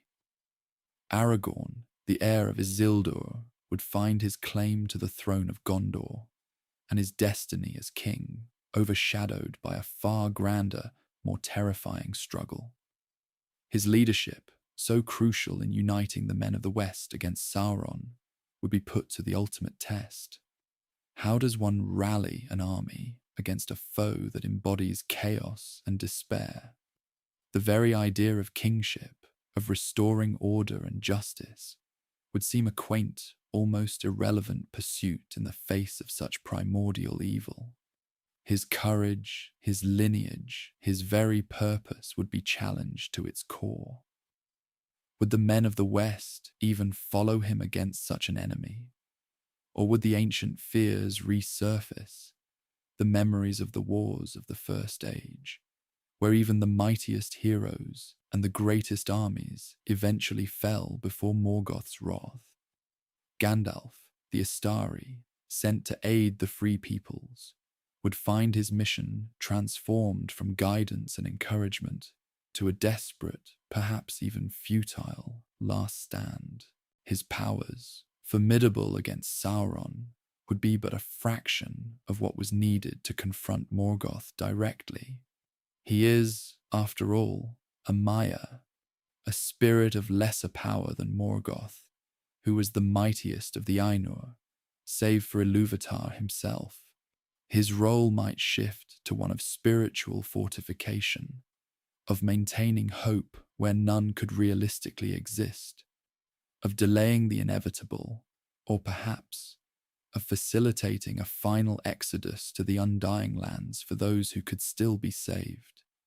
The White Council, if it could even gather in such a time, would be faced with a choice between utter despair and a desperate, suicidal defiance. The very landscape of Middle-earth would begin to reflect Morgoth's presence. The mountains might groan and shift, the rivers turn black, and the forests wither. The sun itself might seem to dim, filtered through a perpetual gloom that emanated from his will. The creatures of the wild, animals and plants alike, would either flee in terror or be twisted and corrupted into new, horrifying forms, adding to his legions of monstrous servants. The orcs, already a perversion, might become even more numerous, more savage, more utterly devoid of any flicker of light or reason, their ancient master's presence invigorating their malevolent nature. Trolls might grow even larger, their hides thicker, their minds even more dulled to pain and fear. The Balrogs, those ancient spirits of fire and shadow, would undoubtedly heed his call, their fiery whips and terrible forms unleashed upon the world once more, a sight that would strike terror into the hearts of even the bravest warriors. Imagine Durin's Bane, no longer an isolated terror in Moria, but one of many, called forth from the deepest pits of the earth to serve their original master. The strategic landscape of the War of the Ring, already complex, would become utterly impossible. Sauron's forces, already a formidable threat, would either be absorbed into Morgoth's burgeoning armies, their allegiance shifting to the greater power, or, in a truly terrifying scenario, they might continue as a separate, albeit lesser evil, creating a two-front war against two dark lords, a situation that would be utterly untenable. It is more likely, however, that Sauron, despite his pride, would recognize the supremacy of his former master. His fear of Morgoth, though perhaps dormant for ages, would be rekindled, and he would likely fall back into his role as lieutenant, eager to regain favor by assisting in the destruction of the world he too sought to dominate. The hierarchy of evil would be re-established, with Morgoth at the apex, directing the full malice of his being upon the world. The outcome, in the absence of direct intervention from the Valar or Ilúvatar, would be a foregone conclusion. Middle-earth would not simply fall, it would be unmade. The struggle would not be for victory, but for survival, for the preservation of a tiny spark of light against an overwhelming, consuming darkness. The hope of a new age, the age of men, would be utterly extinguished before it could truly begin. The legacy of the elves, their long history, and their beautiful creations would be swept away.